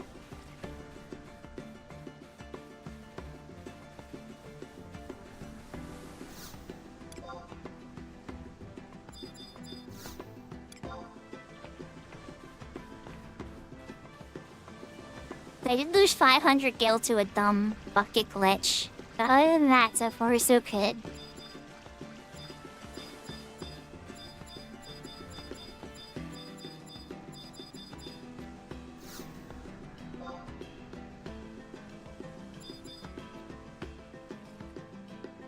Alright, so here's what we're gonna do, chat. I think I'm gonna go for like another 15 to 20 on clamming. Now we're just gonna see what we have. Hopefully break over 100,000. Oh, tropical clam! Let's go! And then, yeah, we'll see.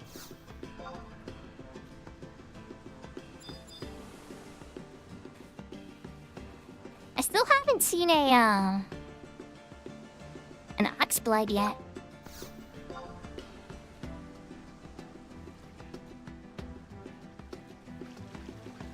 Yeah, we're just gonna cash out. 40, 50, not letting Jackknife mess that up.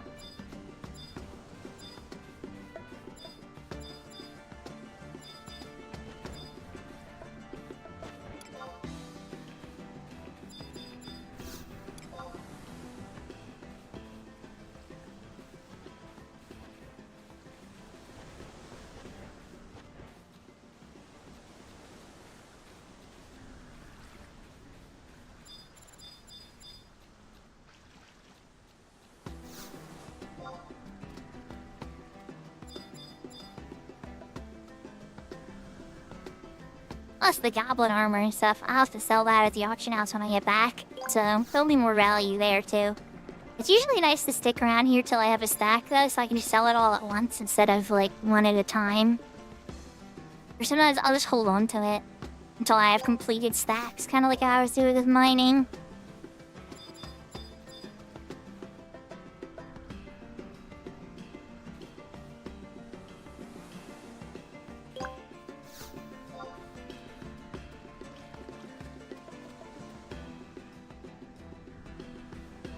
I just get another tropical clam? Yes, I did. I ready to pull one more. Because we're in jackknife range. There's no way it's gonna be 2 tropical clams in a row. Alright, upgrade. Oh, we're playing with fire here, chat. We got a tropical clam in the bucket, but we're gonna take the bucket upgrade.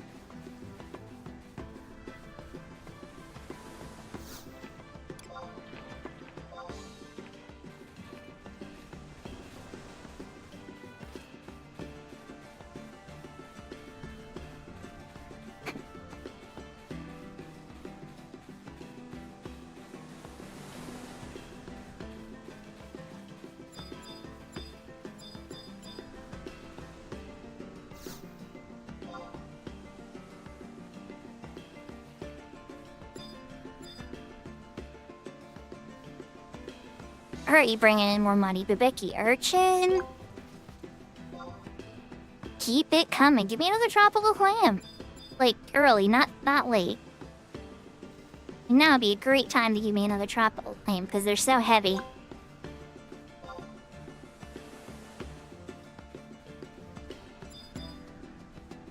And there's still space for a tropical clam. You guys can do it.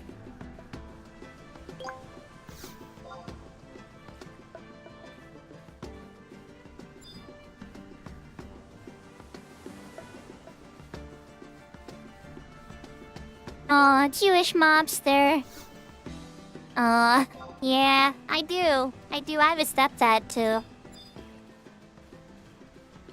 And he wasn't always positive, you know. Some of the memories are quite negative. But there was a lot of positive memories, too, so I am grateful for him. Alright, we're cashing out, though. Tropical shell could mess us up, so we're out playing with fire. We're just gonna cash out. Yeah, only tropical shell would mess it up. Jackknife is still even safe, but yeah, I'm just gonna make that money. Let's get a new bucket. Hope you're having a good day there, Jewish mobster.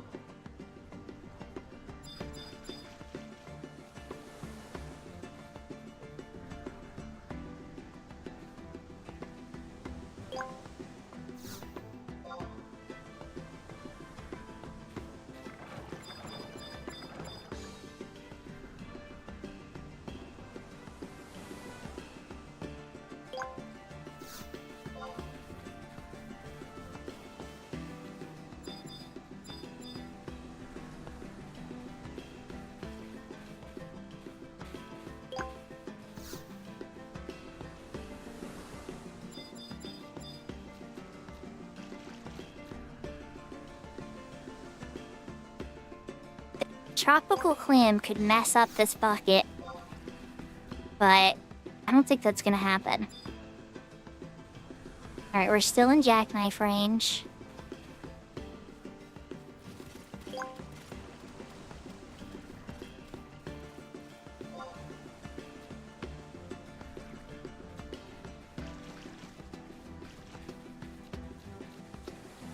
Okay, I will pop out after that, because now there's 3 Nebonites in the thing, a Hobgoblin Pie. Lots of reasons to bounce out. It's not like there's nothing super rare in the bucket, but lots of medium value items.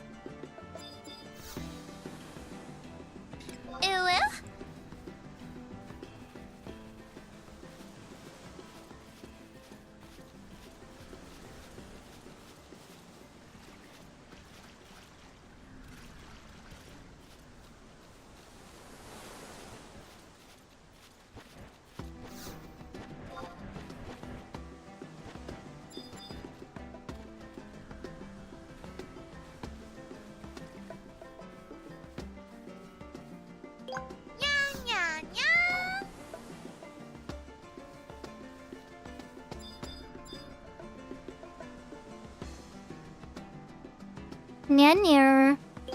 Hey, Questus, welcome back.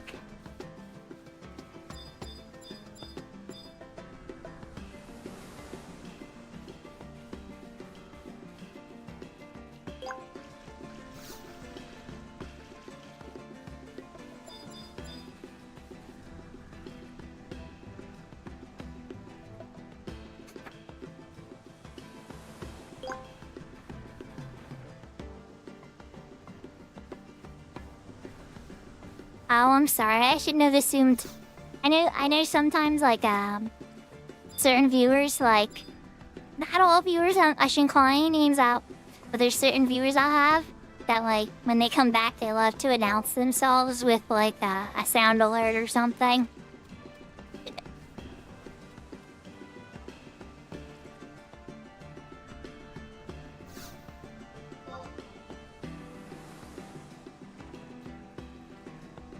Tropical clam, let's go!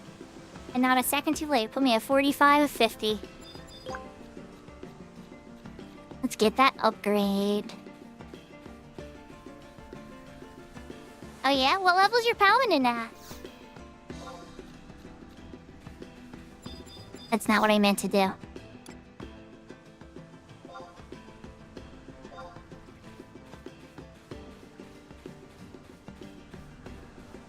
$57. Oh, nice.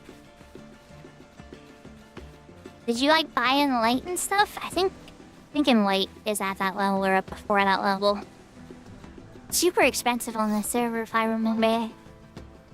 This is Aero Plus.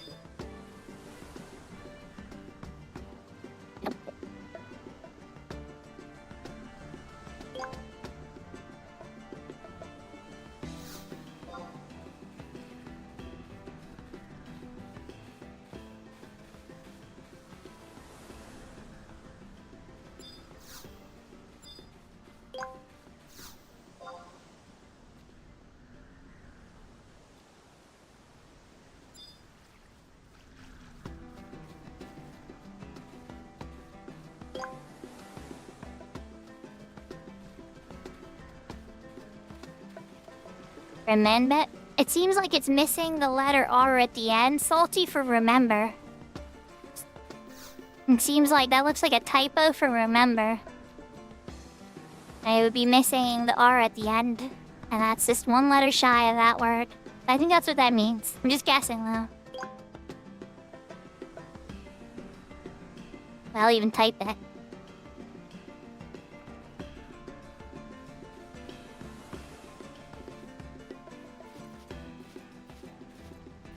That's how it's spelled anyway, though. At least I think so. Actually, you know what? Don't take my advice on spelling. It's like my weakest subject. But I think that's how it's spelled.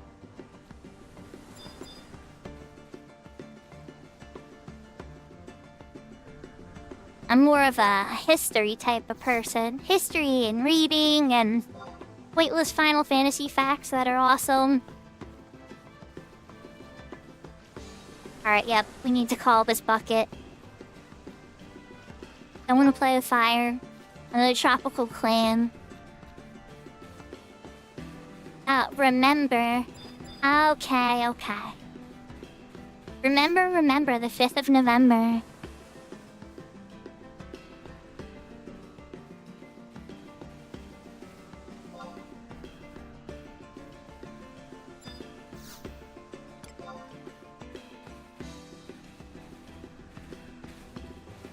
Not because of the gunpowder trees it imply. Maybe my Jewish mobs are new. But it's also my Twitch anniversary date. For my Twitch affiliate. Don't ask me how that worked out, but yeah. I was like, oh, this is gonna be easy to remember because of V for Vendetta.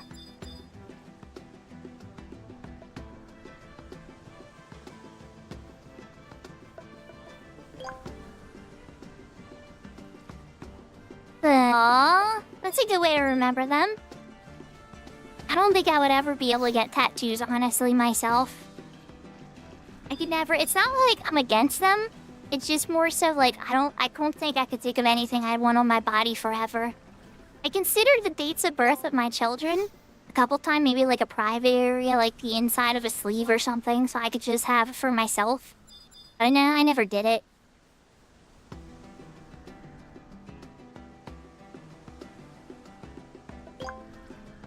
Oh, I know there's some irony to it, Matato. I think in the case of the movie, it was, Yeah, it's very popular with the crime in Japan. I don't know if I really want to associate with that image either. But it's in the West though, Salty, it's very common. Don't get me wrong. Like, there's like a whole art scene behind it. And you'll see like not aggressive art on people's bodies all the time. It'll actually be a lot of soft stuff and very feminine things too. But yeah, it's wild. You would be blown away by the levels of tattoos that you might see if you ever came to visit in the West. Well, I think you've probably been here before, I think you said. So many tattoos. It's incredibly common. That's why I kind of feel like the unusual one not having any sometimes. I'll be like, people will start talking about tattoos in a group, and they'll start showing each other off each other's tattoos and everything. And they'll go to me and be like, do you have any? And I'll just be like, no. No, I don't have any tattoos.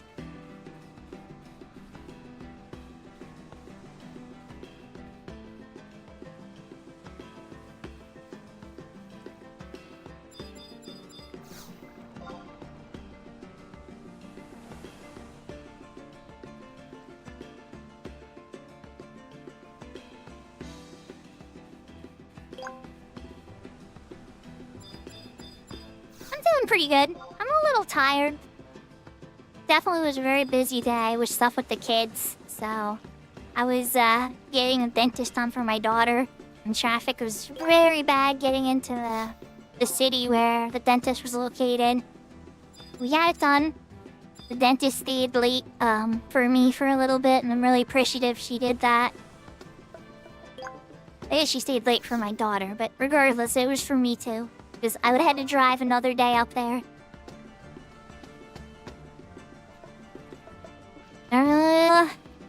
Are you going for it? Yeah, this bucket's not worth much.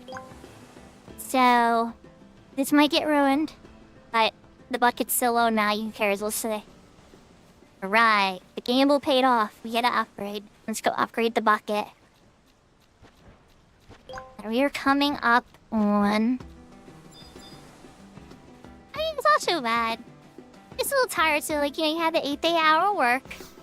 Did that, knocked out the regular tasks. I got to finish some code that I'm really proud of. I didn't get to show it off to my boss yet, but to me, it's a little bit of a logistics masterpiece. And it's expandable too, so I'm kind of excited to see like how much I can utilize this.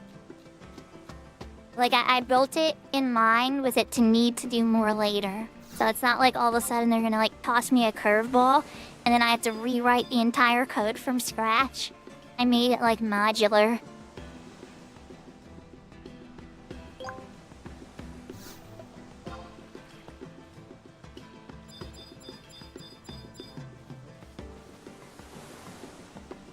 And I did that because, you know, as much as I love my boss, she's awesome.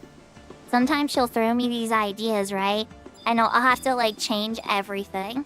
And so I've learned now to, like, write things in a way that I can modify them in, like, small, easy ways without having to, like, write everything from scratch again. Because the first couple times I started writing these programs, it did not go well. I, like, write one, and then they'd be like, well, we actually needed to do this because this person does the job this way. And then I'd be like, oh, well, I can do that. Let me see how you do. And then I have to rewrite the entire thing from scratch. So I started learning when I was building stuff early on to be like, okay, let's give some wiggle room. This bucket is not being super duper profitable. Come on, Tropical Clan. Oh, you're actually chill. Okay, that's better than nothing. I want to try one more. Now it's like, no Tropical Clan. Okay. Alright, yeah, let's cash it out. It's pretty decent.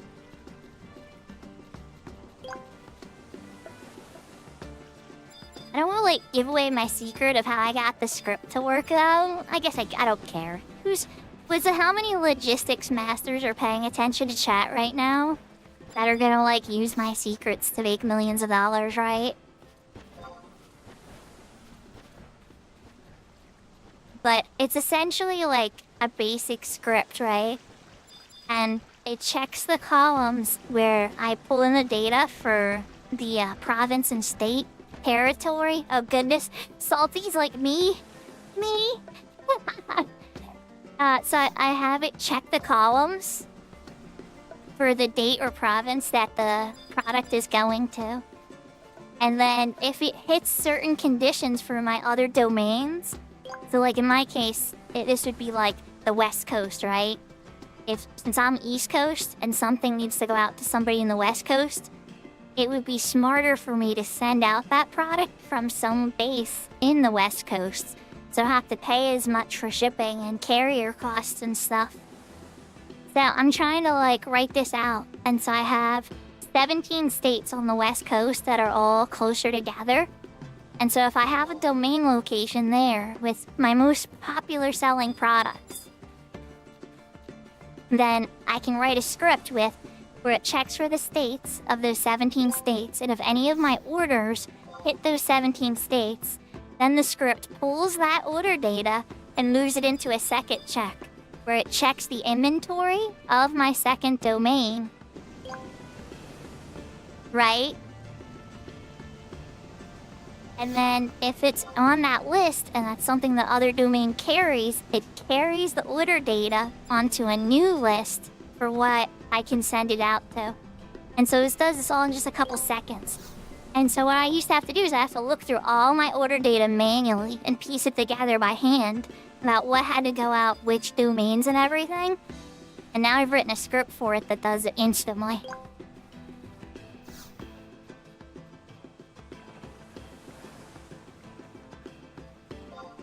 Yeah, I didn't go to college for this, Brandon. I've definitely learned it piecemeal. A lot of trial and error. And I agree, Salty. Making something modular definitely makes it easy to try to figure out. Yeah, I think AI is really good for checking your code, too. Like, whenever I have error pop up that I don't understand, I'll usually roll it past a certain AI and be like, what do you think of this? Or what do you think this error means? And sometimes it'll just tell me gobbledygook and just lie and have no idea what it's saying. And then other times it'll actually have something really important to say and kind of point me to what the error is exactly. Alright, bucket upgrade. Let's go. I know AI is kind of controversial here. I don't know how people feel about AI in Japan, Salty. But in the West, you have like two groups. You have the people that love it, and then you have the people that hate it. And there's like no middle ground. There's people that just absolutely love it. Like some people probably a little too much, like they're getting a little crazy and thinking like they're turning into like a god or something. And then you have other people that despise it or are too terrified to even try it and think it's gonna like take everybody's jobs and everything. But like AI isn't smart enough to take everybody's jobs. At least not yet anyway.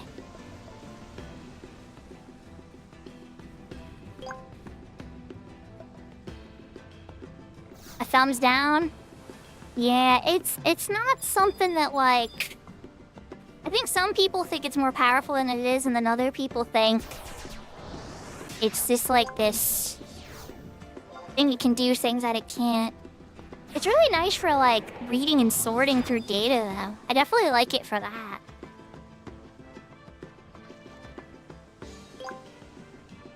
Yeah, it's gonna take some time for sure. I think one of the things that always bothers me is like, I see some people like, if you threaten your AI and tell it you're gonna hurt it, it'll give you better coding results or something like mean like that. I'm like, I don't think that's a smart idea. I don't think being a meanie to your computer is a very good idea in the long term. Like, even even if it's not a conscious being, like, I don't know, maybe it sounds silly, but I think you should treat things as respect. Like, same to the animal, you know? You wouldn't kick a dog, right? But a dog isn't a human. It wouldn't be nice to kick a puppy. You treat a puppy with kindness.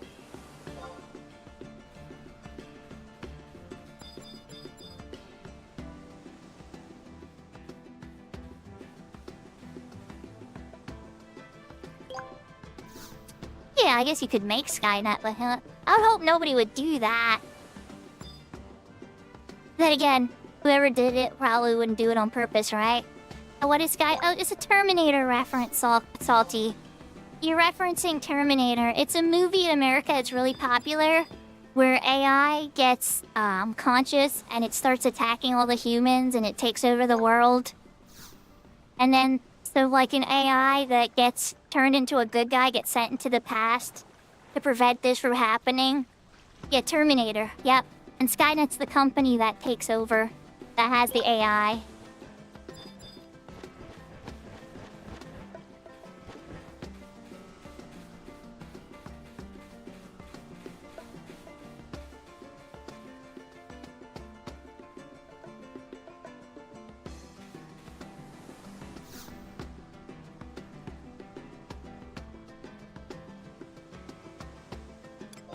You know, Brandon, what you're mentioning kind of reminds me of the green ending in Mass Effect 3. When you finish the Mass Effect trilogy, if you go with the green ending, and you merge all, like, the synthetic and the biological life forms together, that's what that kind of reminds me of. I don't know if anything like that's ever gonna happen in any of our lifetimes. Maybe, like, 4,000 or 5,000 years. I don't know. And then, if we're gonna talk about Dune references, my nerd sci-fi is gonna be showing, but we haven't had a Butlerian jihad yet, right? So, who knows? Who knows? Who knows what the future will bring? But personally, I like technology, and I hope that we use it for positive things. And yeah, Serafina, Sag. Not you, for your grandpa.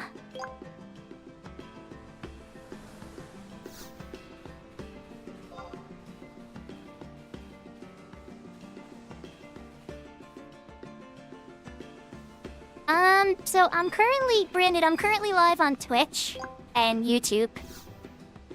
And I don't know how many followers I have on Twitch right now, like 370 some or something. Oh, the number goes up, the number goes down. Serafina, how many followers do I have right now? Do you know? Oh, yeah, here it is, 375. I have 375. And then, YouTube, I don't, like 1,000, yeah, 1,100 something, give or take. I don't remember. You know, you get to a point, right? Where, like, early on, I cared so badly about every single number and it going up and be like, yeah, I got another subscriber.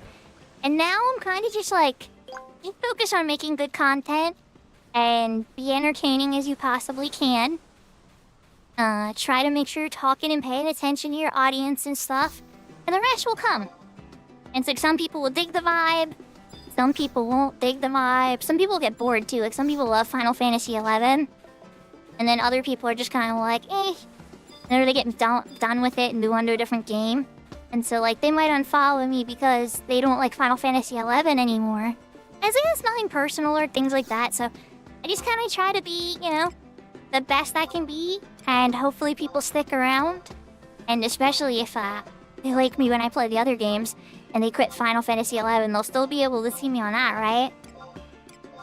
But, you know, content creation's a messy, messy world. And you just try to, like, share your light, or in some people's cases, their darkness, I guess, right? And see if anybody out there resonates with it.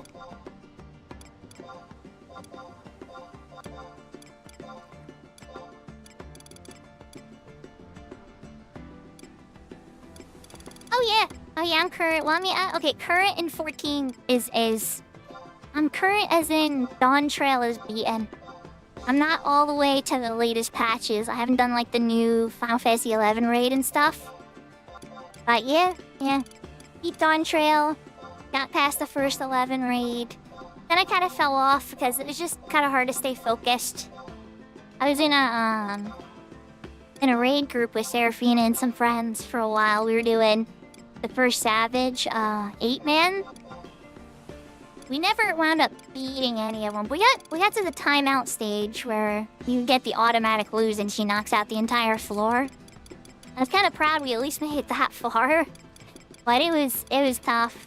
A lot of busy people, a lot of parents, a lot of canceled schedules or pushback schedules, or somebody's internet would go wrong, or the one day I came with a laptop that used to run Final Fantasy 14 rather fine. And then the Dawn Trail update was such a huge graphics overall that I was toast. It didn't run very well at all. And oh look, we're halfway there. 123,000. And the pop item for the hat is 240,000. So, that said, let's see if we can get a Wender's mission or two done, huh? Let's see if anything sold in the auction house.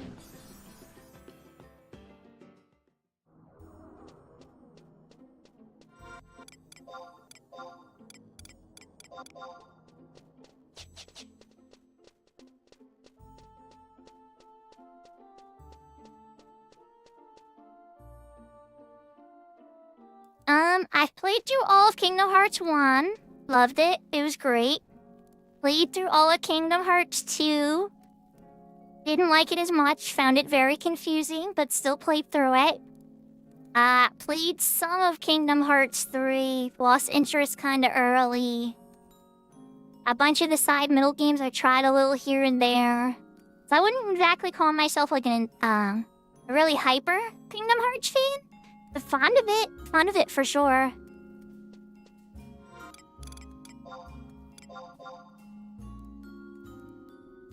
And on the first playthrough, I definitely did wind up going after Sephiroth and Cloud and all the little secret fights and everything. It's pretty brutal. Looney has been playing Kingdom Hearts lately. One of the other streamer friends I know.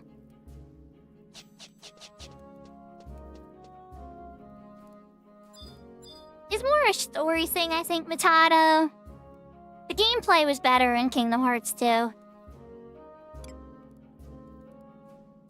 Make it yourself or buy the eyes.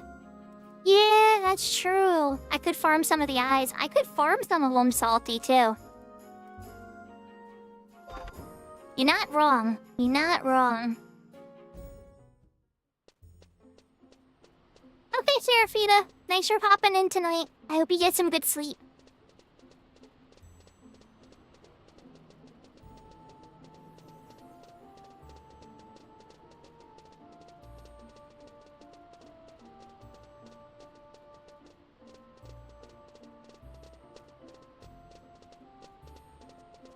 Oh yeah, Seraphina doesn't like Kingdom Hearts because of Leon.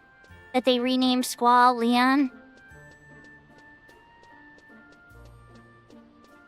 Yeah, okay, I guess I'm not the only person. I was gonna say, Matato, I'm not the only person. Brandon on YouTube likes 1 over 2 as well. Like, okay, maybe I'm too much of a Disney girl here, right? But when Mickey comes out at the first off, spoiler alert. I'm just gonna say that, but come on, it's like a 20-year-old game. Cut me some slack. But when Mickey comes out at the end and just like starts kicking the Heartless's butt like they're nothing, I was so hyped. I was so hyped for Mickey. I didn't even remember in my childhood ever being so hyped for Mickey. Like, I was so legitimately hyped for Mickey in that moment. That, like, I think I like Disney again. Like, it was such an epic video game moment.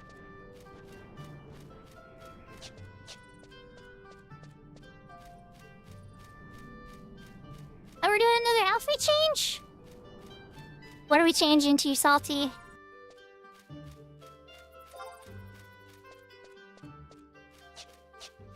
Different. Okay, okay. We can do it.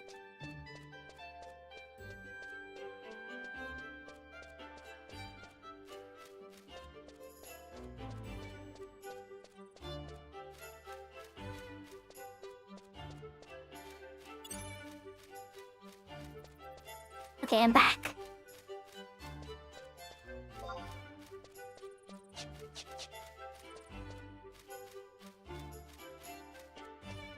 Thanks for the hydrate quest, this. Now, my drink is gonna clip through my sleeve now.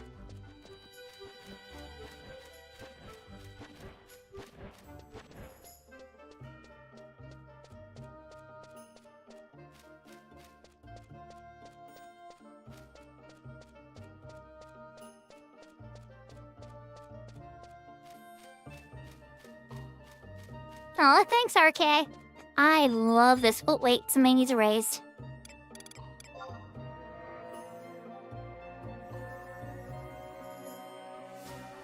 Yeah, I love this. I have a white version of this dress, too. Big fan.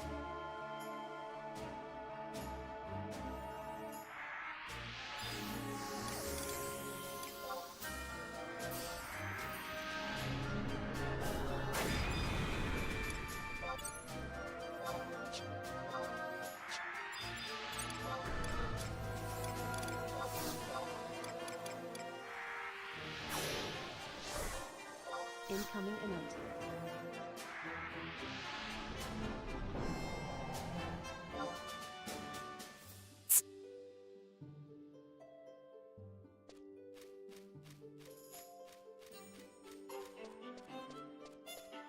There we go.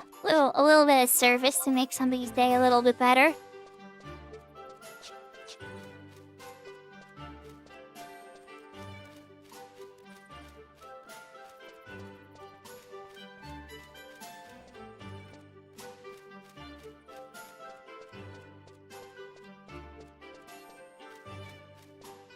Black only? Was that because your daughter says that I look good in black? Is that what it is, Salty, or you like me in black? Probably both.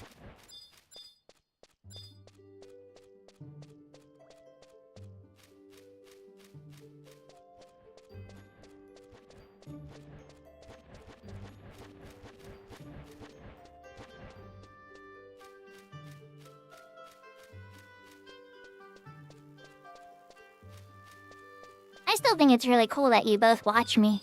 That's really cool that it's something that you can watch together. Like me and my daughter would watch what is it, Abby Plays? She was this girl, she used to play like Zelda. Now she does like a lot of makeup stuff too, but she played Roblox too. I mean, obviously not anymore. But there's certain streamers that she would like. And it'd be fun to watch with her. I remember the one time I paid $5 for a super chat to one of her favorite streamers. And then the streamer said hi to her. My daughter was like shaking. She was like literally shaking. She was so happy.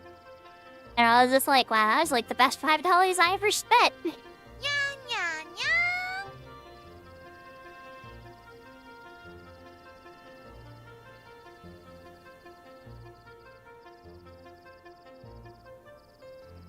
Yeah, blessing.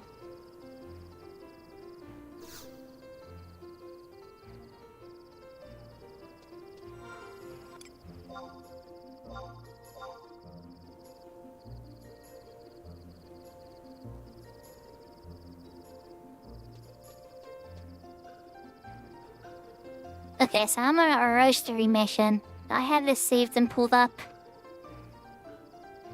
Beep, boop, boop, beep. Alright, so I gotta talk to Coupepi. So, I probably should have went in the other way. But you know what? It's okay. We got a teleporter person. You know who taught me about this? A certain person taught me about this.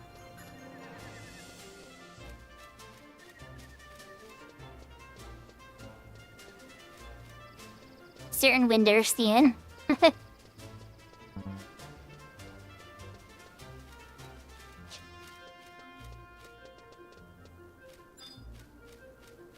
If I remember correctly, the one on top of the building takes me to walls.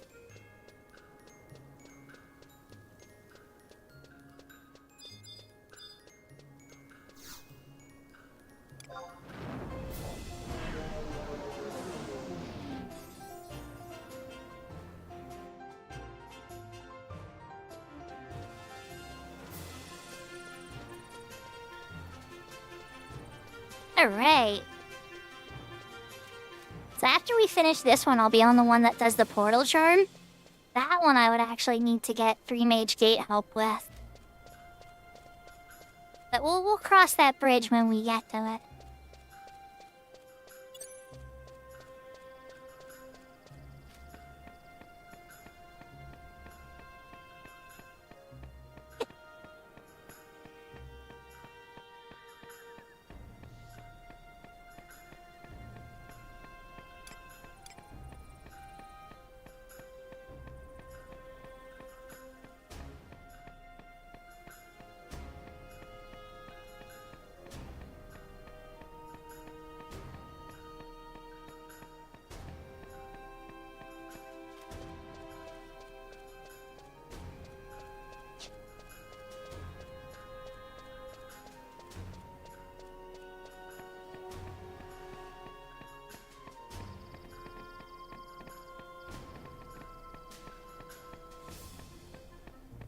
I'm trying to remember if the Guardians... I don't think the Guardians watch as guards anymore in retail. I can't remember. I'll have to double check.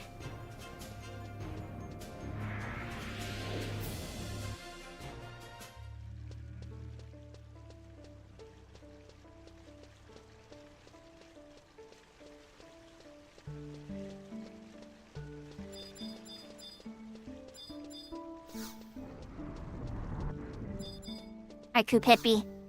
Word on the street is you got a new mission.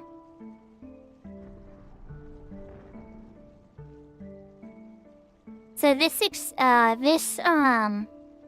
one winds up going to Chains of Permathia. So it has Rise of the Zealot and Chains of Permathia. So Dragoon, Summoner, Samurai, good old Valley Girl Coop Hippie. Yeah, she loves her rolling berries. Word on the street is they're gonna release Treasures of Ottergon someday. Soon. They make announcements about it too. There's a volunteer team working very hard on it. But at the end of the day, volunteer means, you know, nobody's getting paid, so...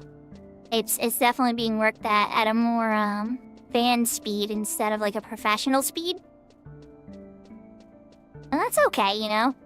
Honestly, the work they've done on the server so far is very impressive. I've been really impressed with it.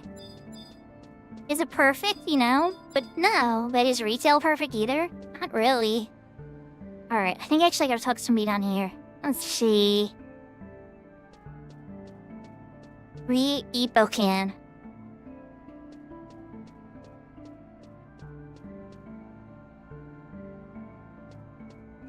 That sounds like a Mithra, so probably at the top.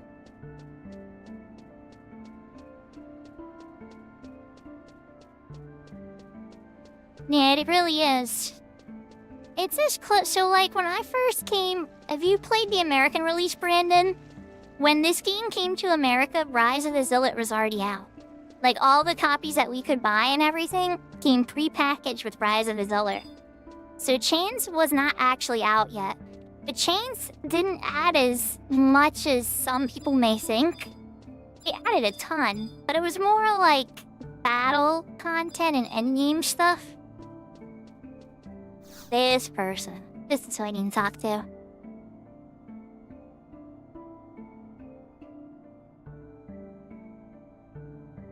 I completely agree, Matato, and I think they made it with that in mind.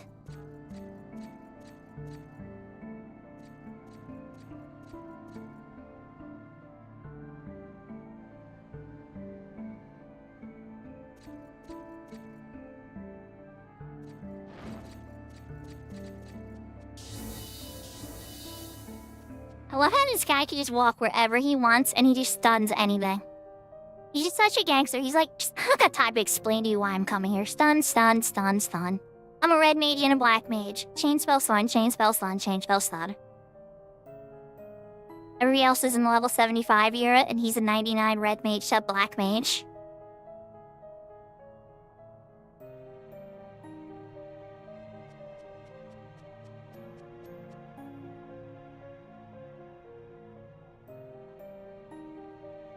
then again, you know, some of my Horizon buddies would say, well, in the 75 era, he could be Red Mage Shub Dark Knight.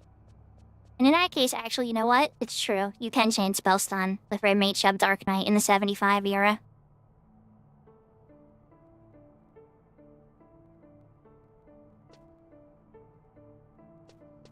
Good luck with your rest of your work, Salty. I appreciate your company and good conversations. It's always fun. Alright, so we are done talking to Ree. Now we gotta go to the roastery in Port Windhurst. Okay. Now the blue teleporter takes us out. Hold on. Hold on. Yes. Oh, nice. Shortcuts. Windhurst is too big for walking. Even though these little tartars got tiny little legs.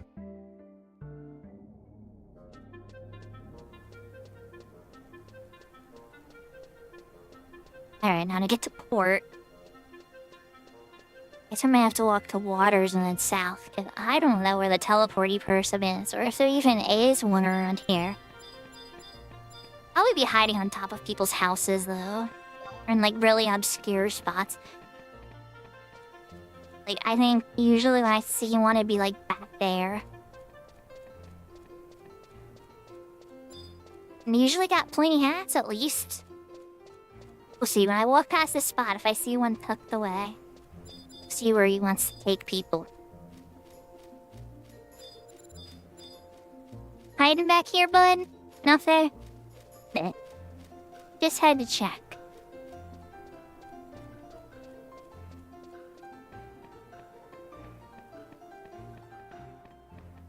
I am losing mad frames. I'm sorry, chat. Hopefully the stream is still up. There. Who's that? Bunch clue. Switch to that. Okay. That'll do.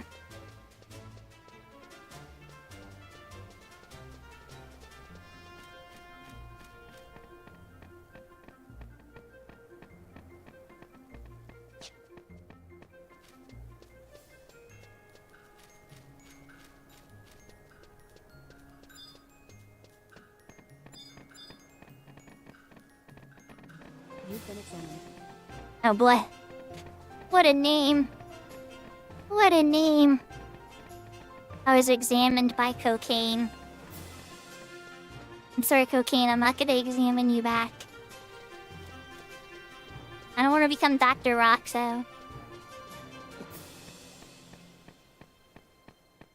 You've been examined.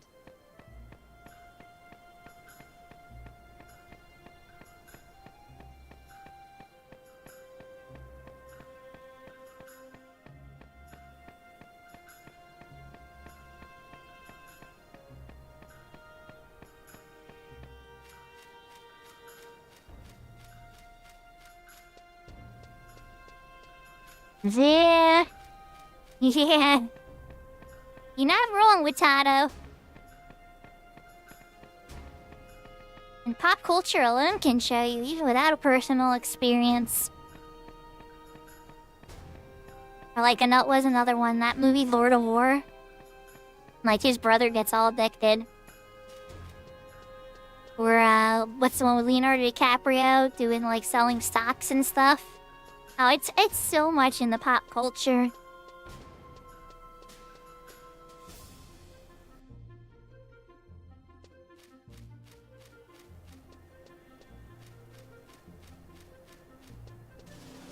Yeah, for me, I'd say seemed. Well, no. Okay. I've experimented a bit in my life. But if we're talking about, like, things I've liked, then yes, agree.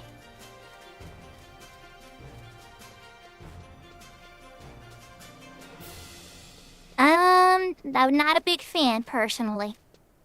Lots of people loved in my life, and lots of friends loved, and I have nothing but positive things to say.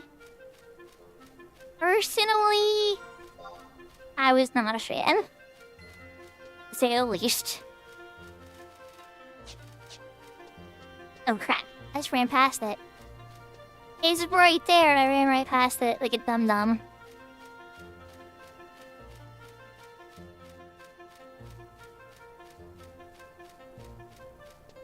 But yeah, so if I can speak to my negative experience, it kept me up all night, and I wanted to go to sleep, but I couldn't sleep. So things that, like, don't let me sleep, I'm not a big fan of. I like my sleep. I like to be able to sleep when I want to sleep.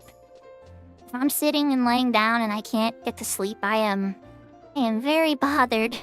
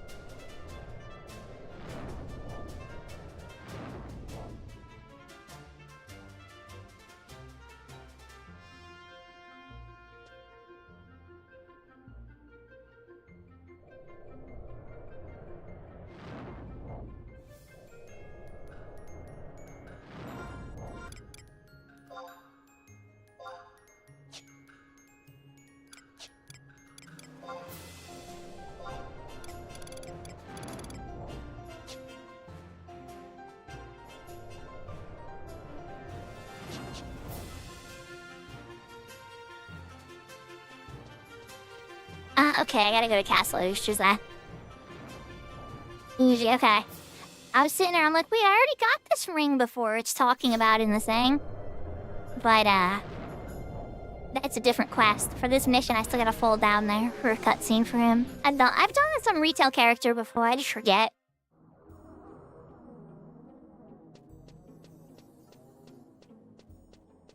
Oh my, Matato. Oh my. Oh boy. I would be very embarrassed. That sounds like something my great-grandfather did when he was near the end suffering from Alzheimer's. He's like 90... Was he like 96 or something? He's very, very old at that point. He had Alzheimer's. And he confused the toilet many times. Yeah. I think, like... any of those types of embarrassing moments for me, if I'm being honest. Alcohol. Definitely alcohol. Like waking up in, like, an outfit from a party the previous night. Not, like, snugly with my blankie and, like, on a pillow. Not in a comfortable position. I want to go to Oregano, right? Yeah, I'm gonna go to Oregano. And I do have that outpost work. I think. Yeah, okay. I got lucky on this one. It's one of the few Winders outpost works I have.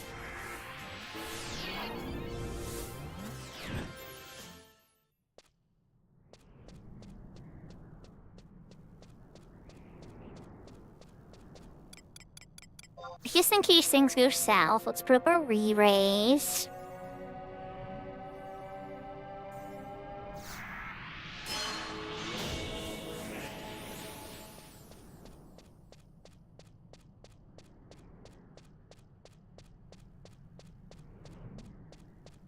But yeah, Brendan, by the way, I hope you're having a good experience, honestly.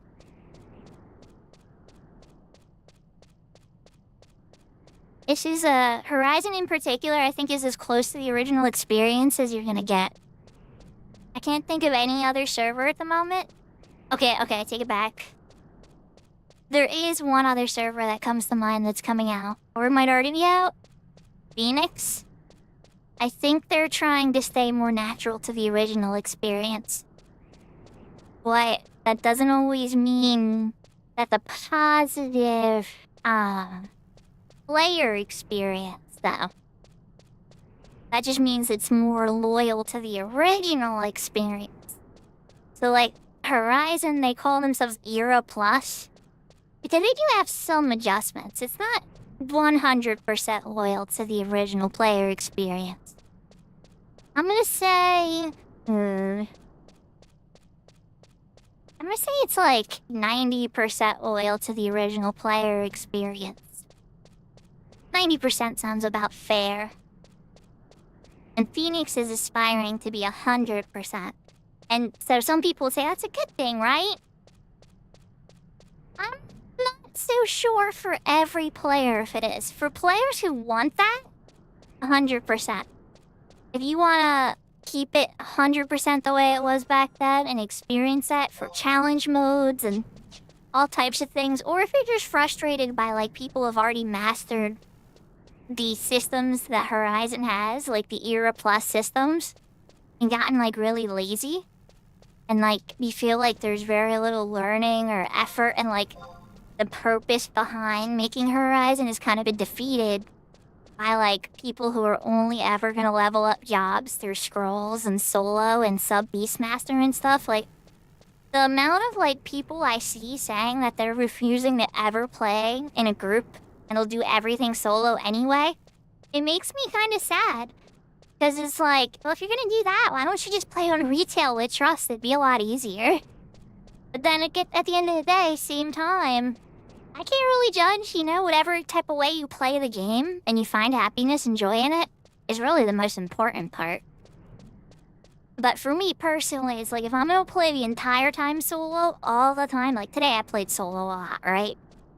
But if that's the only goal all the time, I don't know if I'd like Horizon as much all of a sudden. I don't think it would have the same magic that it has to me. A lot of the magic that Horizon has is that, like, very social, very group-oriented. There's always something to do if you're looking at shouts in town kind of thing.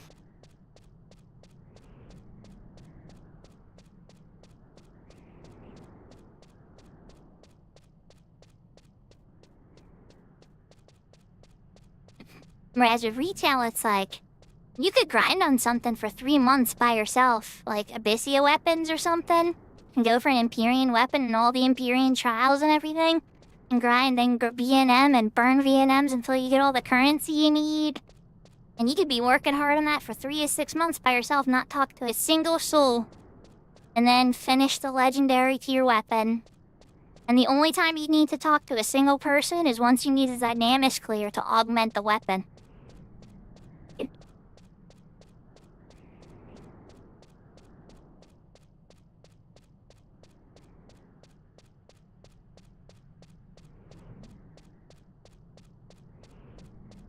Now, Aeonics, not so much.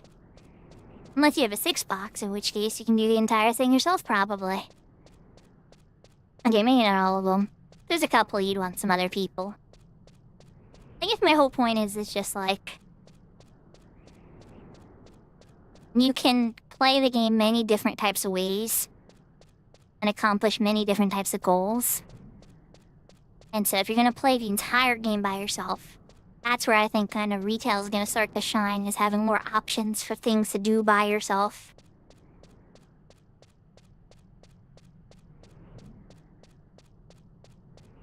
Whereas Horizon, on the other hand, when you're by yourself, your options of things to do are a little bit limited.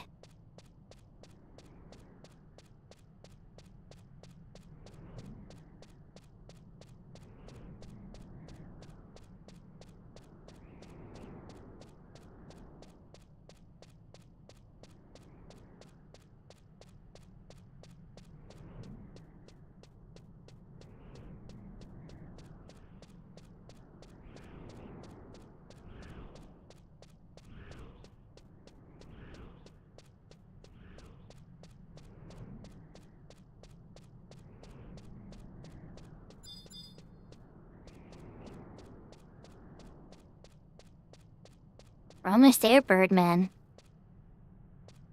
We're almost there.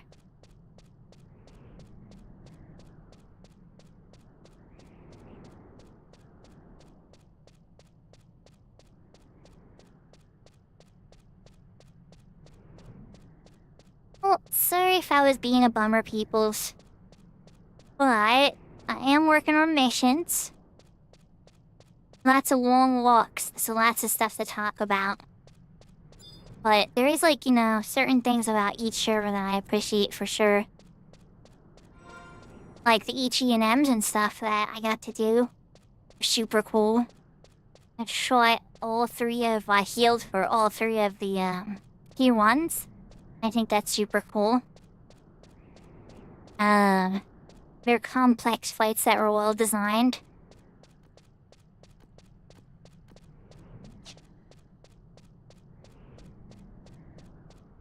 I haven't gotten to try the Limbus 1.0 in here yet.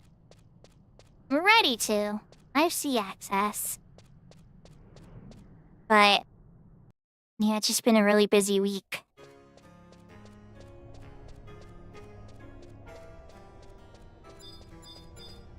This sound has music, but the other one doesn't. I see how it is. They added a goblin for turning hundreds into singles again. Rikyo still doesn't have that.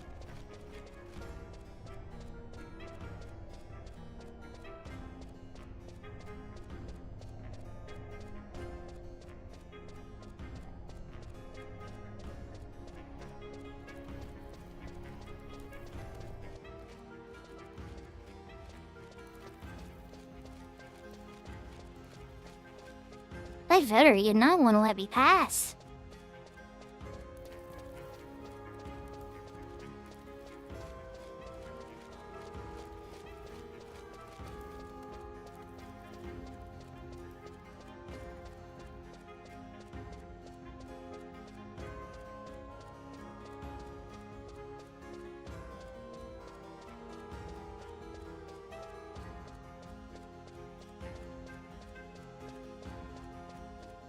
Here we go.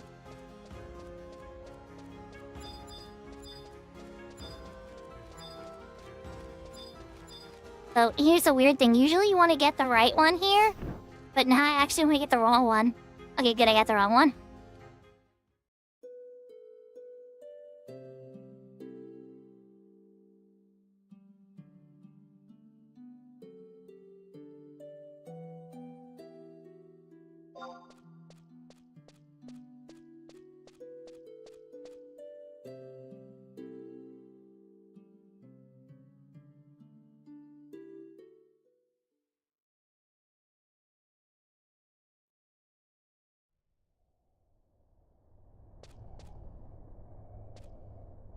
It is. It ended too quickly, but it is a really good track.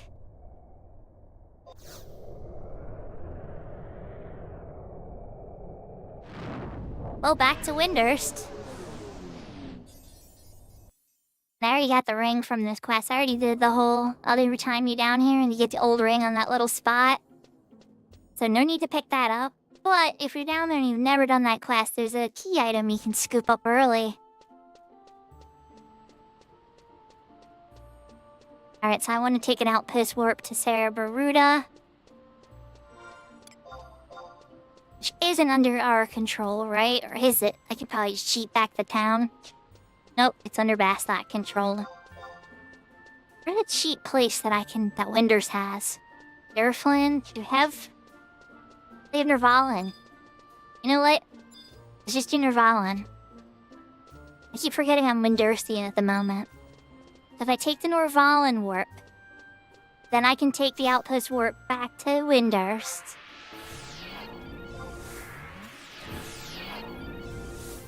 And then I'll be close to the thing close to Windurst walls, and I won't have to walk as far. Look at me learning Windurst logistics. Oh my gosh.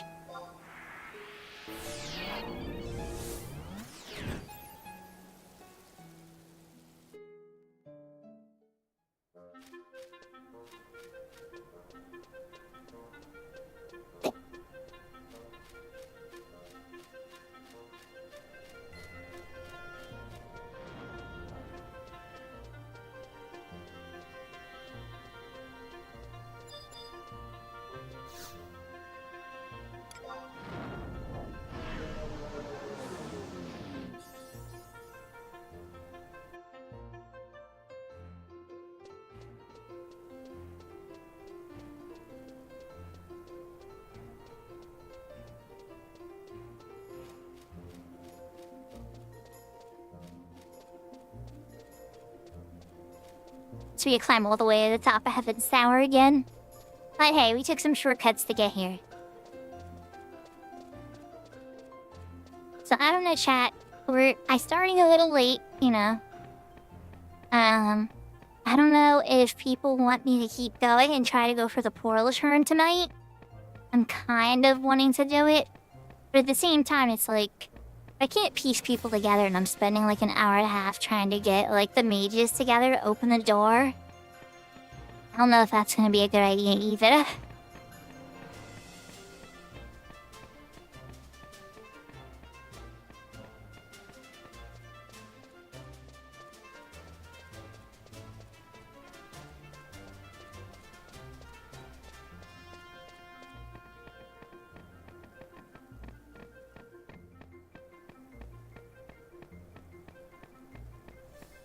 I'm a Doflamingo.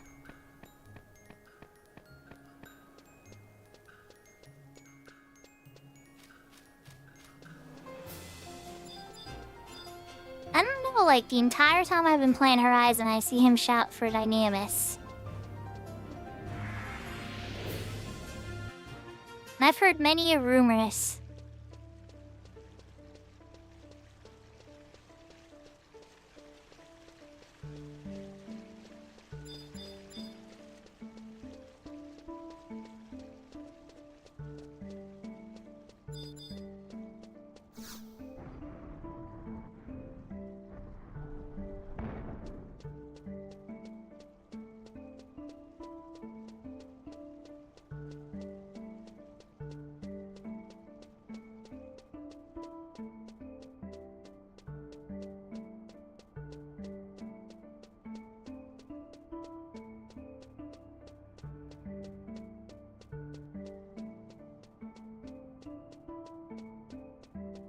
A short little climb up a whole bunch of stairs.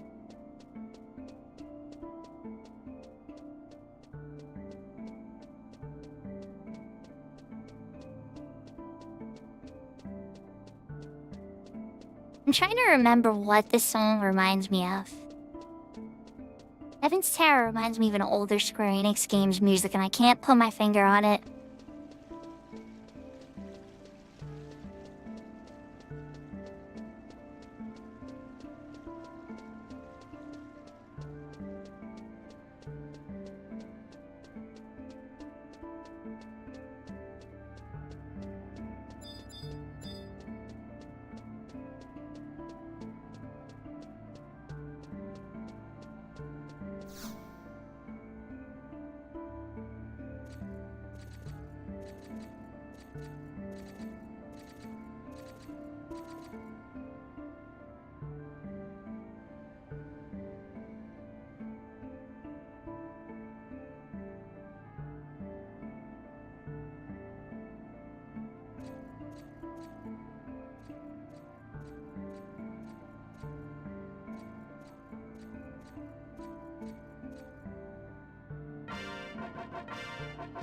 She's like, I suspect we'll have another mission for you very soon. It's like, it's ironic you mention that because I want the portal charm. Alright, so shortcut take. And put me on this side this time. Echo, the fun name.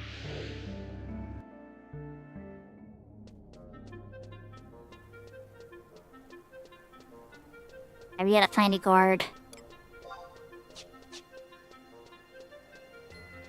You guys aren't happening to be gate guards shown right there, right? You guys aren't like the real gate guards, like issue missions. Ooh. Sad. Alright, let's go run over to Waters and scoop up the next mission. I'm coming right back here anyway.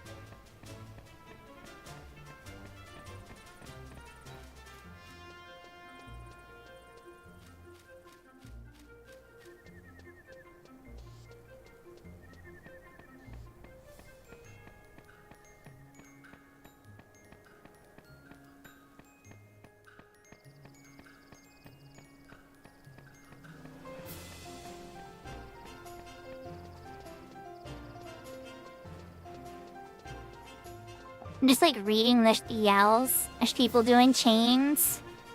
There's people doing KS and M30s. People trying to set up for Eco Warrior. People putting out shouts for XP parties. Pretty cool stuff. People are playing together.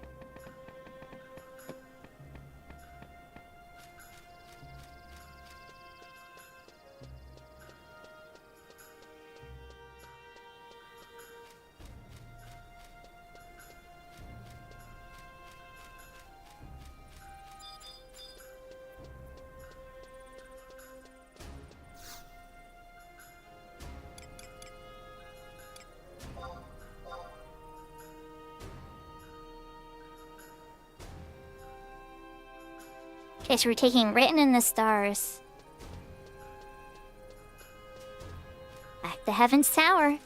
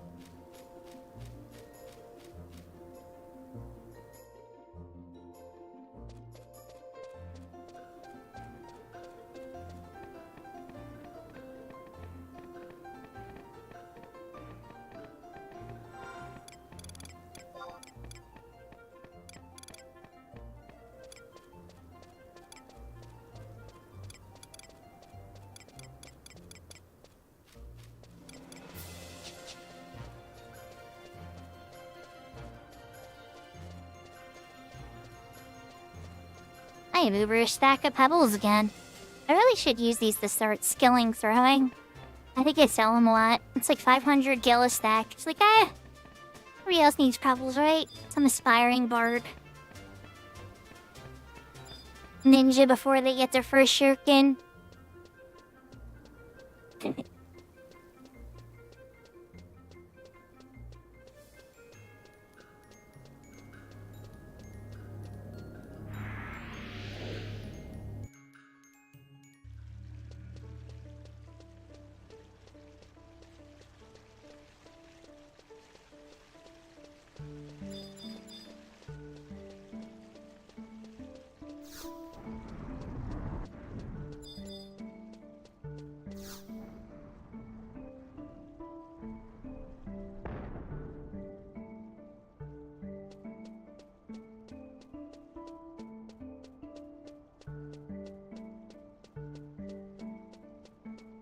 Okay, so now I'm looking for Zubaba. Pretty sure they are in. She would be on the second floor. That is definitely a Tarataru name. A Tarataru girl name to be specific.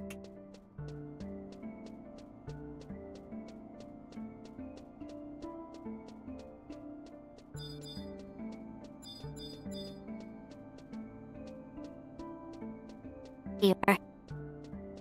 Hey, you are.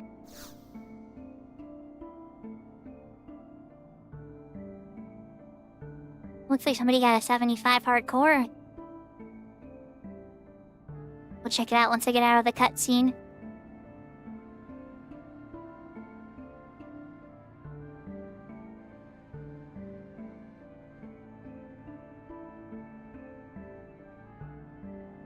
Did DA do it?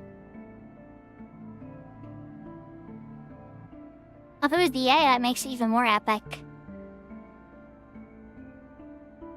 We may have to raid DA just because of that. Not that I have a ton of viewers to raid with, but that's still really cool. I'd love to see once the cutscene's done.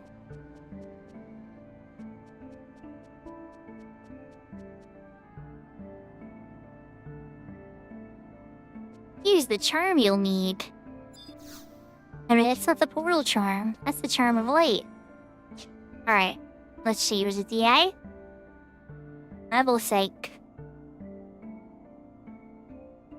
That does look like DA's character, right? I gotta turn up the quality so I can actually read. Yeah, it is DA's character. Congrats, DA!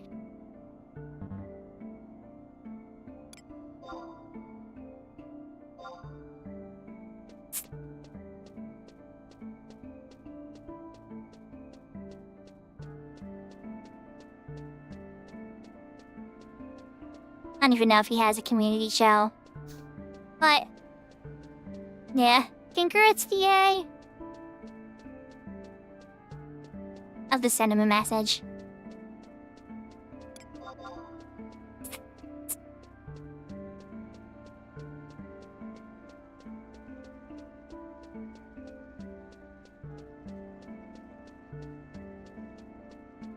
Alright, so back to Winter's Quest.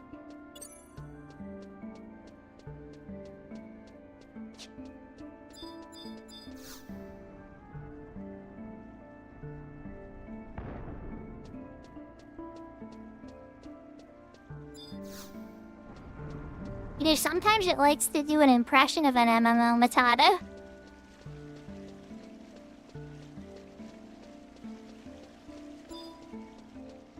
It does feel a lot like a single-player RPG a lot, too.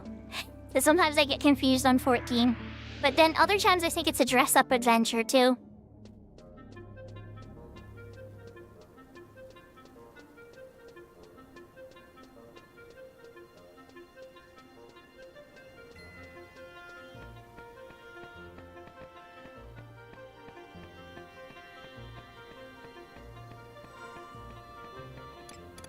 Alright, actually, if I want to go out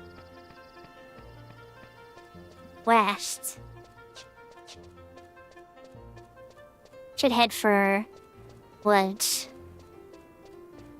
Yeah, let's see if anybody's around.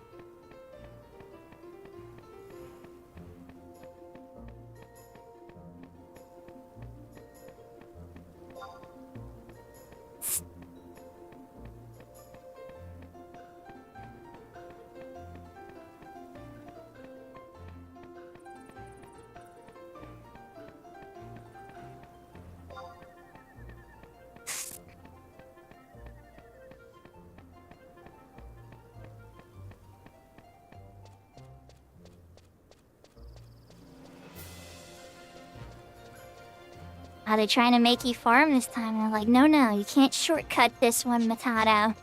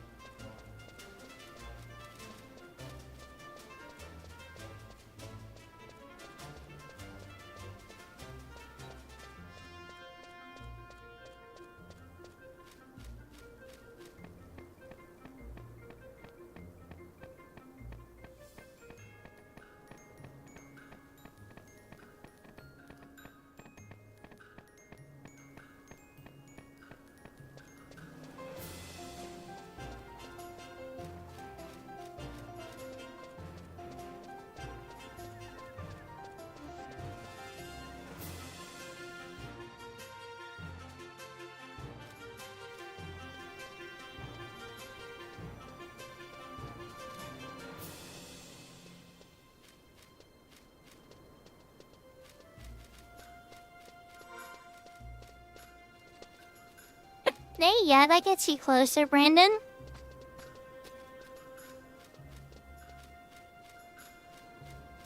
Yeah, it's a constant dance of trying to make it run good. I had a lot of problems with today's stream, ironically. That's not really OBS, that was more my internet being a meanie.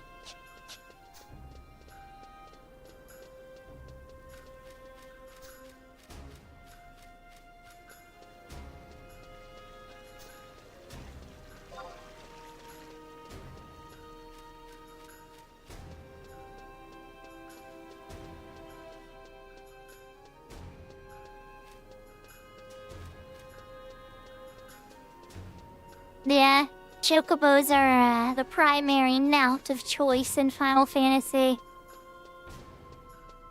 Or, I guess in 14 then I got llamas. But never horses. You ride dragons, llamas, chocobos. Anything but a horse.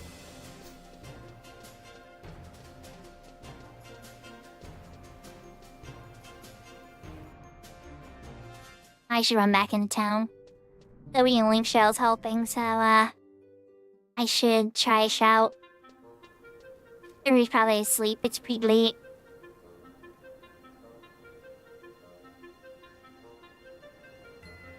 It's true. The sleeper has 6 legs. He does not have 4 legs, so he's not exactly a normal horsey either.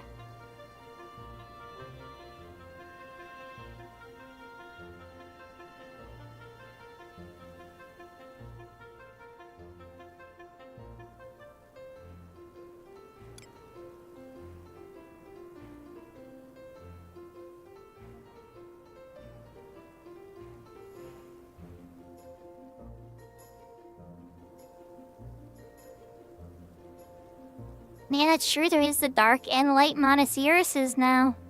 The unicorn.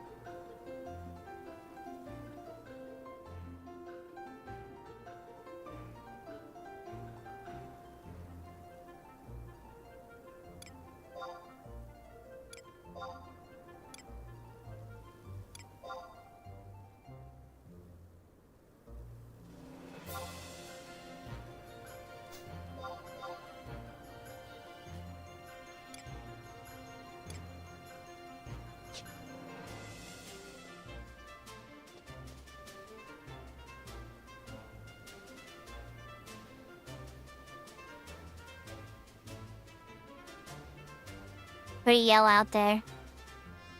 Whether or not I'll actually get any help or not, who knows? You know what I should do? I'm gonna walk out there. Just because it's Horizon. Just because it's Horizon.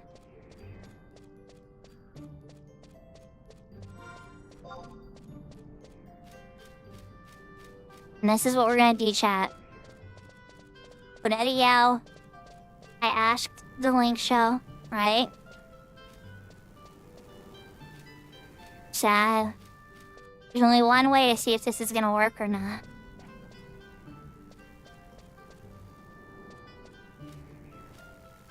Yeah, deer with a horn. A singular horn in the center. A magical antelope. The Lord of the Mountain from Breath of the Wild.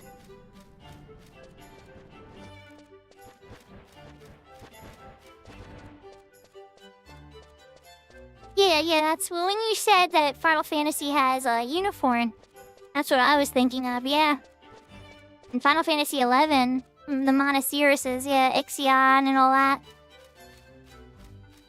Then there's a white one in the past, too. I don't know why I can't remember the name of the good unicorn. There's a good unicorn that helps, too.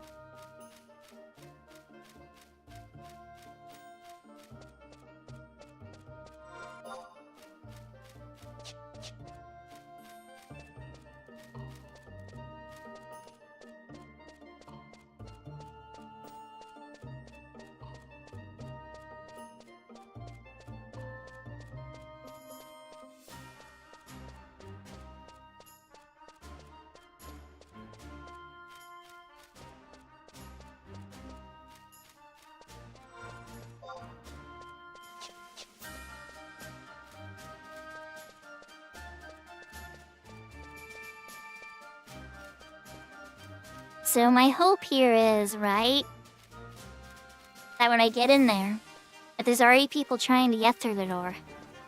And that if I just chill there for a minute, the chances are that I'll get through anyway. I could be completely dead wrong, 100% dead wrong. But on a server as busy as Horizon, I don't know. I think there's a chance.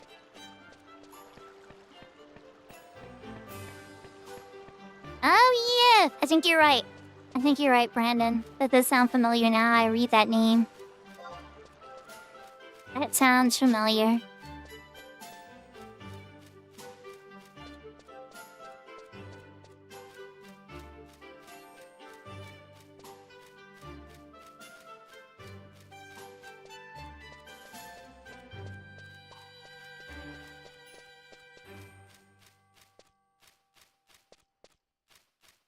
that would have been a red mage. Really, 3 mage gate doesn't just need the portal charm. You can open it with a red mage, a white mage, and a black mage.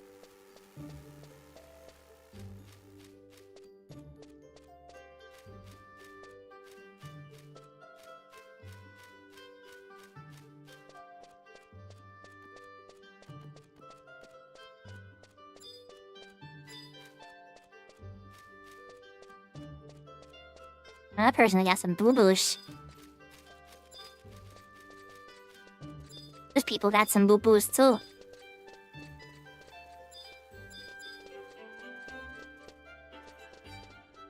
Iceberg kind of sounds like iceberg.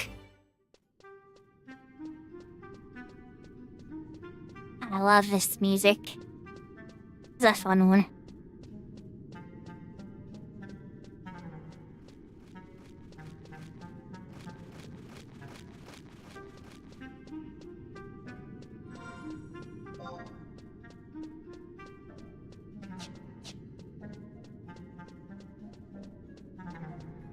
The real question is, though, can I remember how to get there?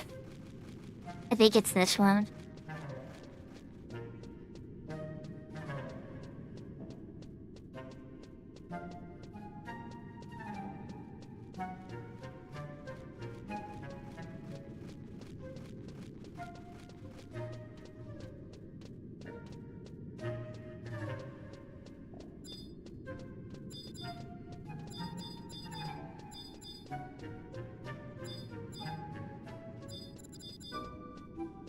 I am wrong.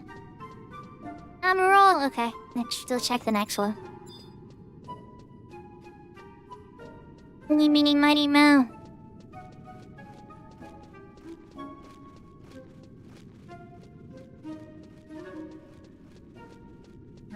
I'll know with the map change. Like, when I see the map change, I'll be like, oh yeah, this is definitely the right one.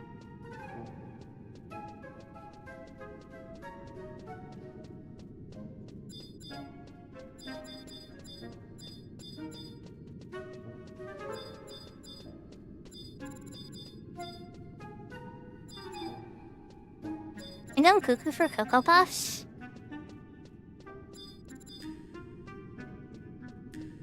It's the other side.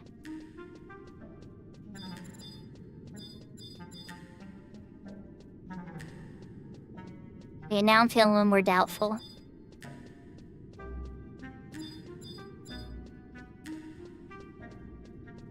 Wish I cracked the wall from the very first mission.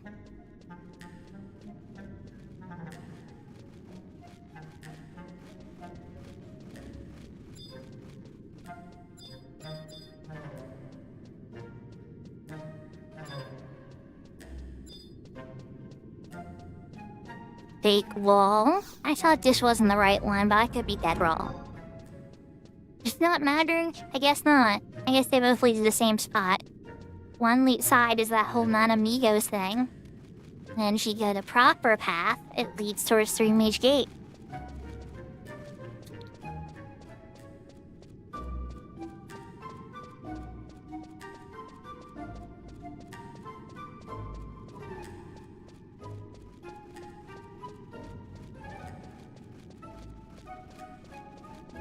Anyone else think it's a little sus that that party that I ran past is like nowhere to be found though? Where did they go? They were high-level geared.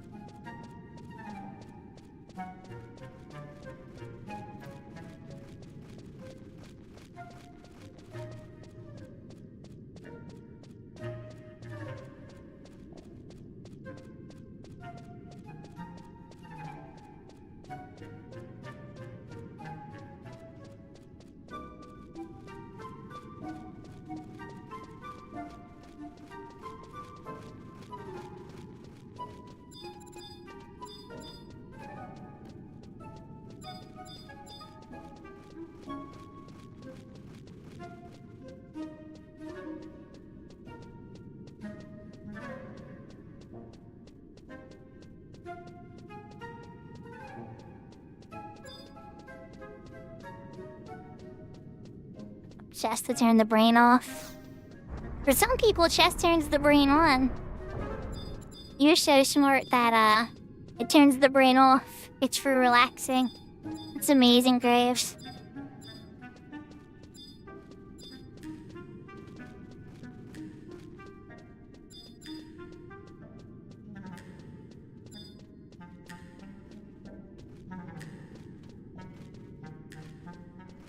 I see.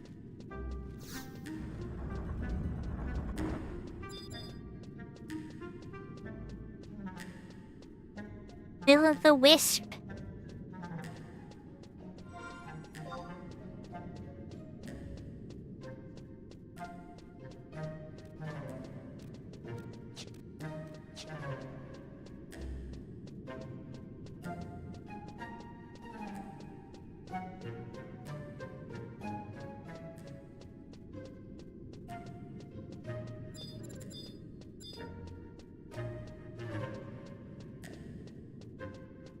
It definitely is. This is 3 Mage Gate. Can't get through here. It's a sealed portal, right? Unless you get a portal charm, right? And it opens up no problemo. But another way to open the gate is if a black mage stands here, a red mage stands here, and a white mage, like yours truly, stands here. You know it's working when they do this.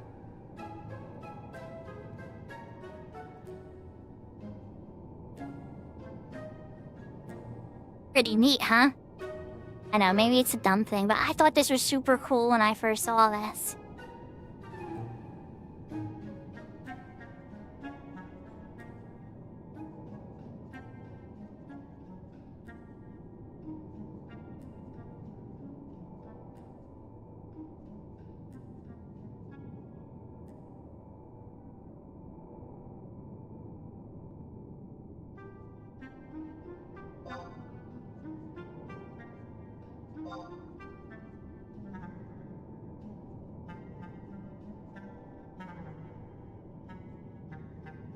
So I'm not holding my breath because it's already pretty late.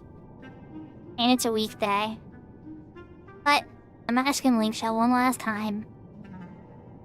And I linger for a little bit just in case somebody happens to pass by that is already needing it, and then I can get through the door too. You never know when that kind of stuff happens. And it's always nice to have those opportunities. And then in theory, I will only ever need this for one more time because I'll be able to open this door after this. Well, on this character anyway. To be specific, this character.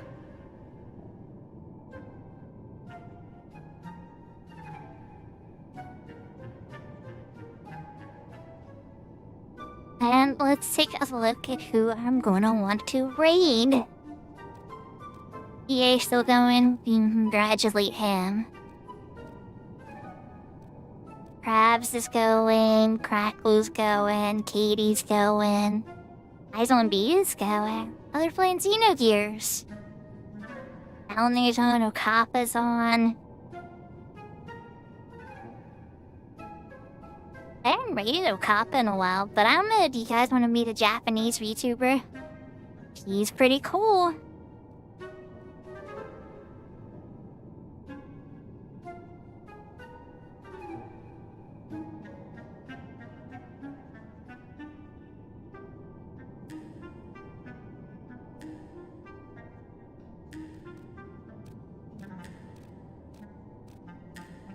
Oh, let's switch the room for now. I hope everybody had a really good time today. I know it's a little slower, a little bit late start. I don't usually run Wednesdays, but this week's kind of been a little messy, and I wanted to play and grind some money and get some missions done and stuff. The shadow looks like the guy is dead behind me. That's a piece of armor. That is the, that rarest piece of armor from Vagary in Final Fantasy XI in retail. It's a set of armor I put up and added to the room to, honor a friend of mine that passed in the game. The character's name is Block, and, he's a really cool guy that played on the Siren server. He also had a character named Synergy as well. Before Synergy ever came out, he would specify. He created the character before Synergy, the crafting system, was made. He would joke that they owe him money because of the name, but yeah, he's a good guy. He's a lot of fun. Oh, yeah, well, the game's still running in the background. For sure. And yeah, the shadows, when they're in high quality, definitely do tend to mimic a little bit. And they kind of have that, like, shadow presence. Like, they could run away, it'd be your, like, little shadow fighter. So I know what you mean now, I could see it from here. But everybody, I hope everybody had a really good day. I think we're gonna raid DA. Yeah, retreat DA.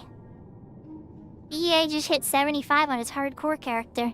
So we should give them some congratulations. I tried to send him a message, but he's probably so distracted he didn't even see it. You all know how DA is, right? So let's go get his attention in a more fun way by saying, congratulations, DA! But oyasumi nasai, everybody. Sayonara, adios, take care, heart, heart, heart. Jane, matane. I'll be streaming again tomorrow, more Final Fantasy XI, okay? And Yahoo Yahoo H Willie, and goodbye H Willie. Let's go say hi to DA Soccer and congratulate him on his 75 hardcore. Till next time, everybody.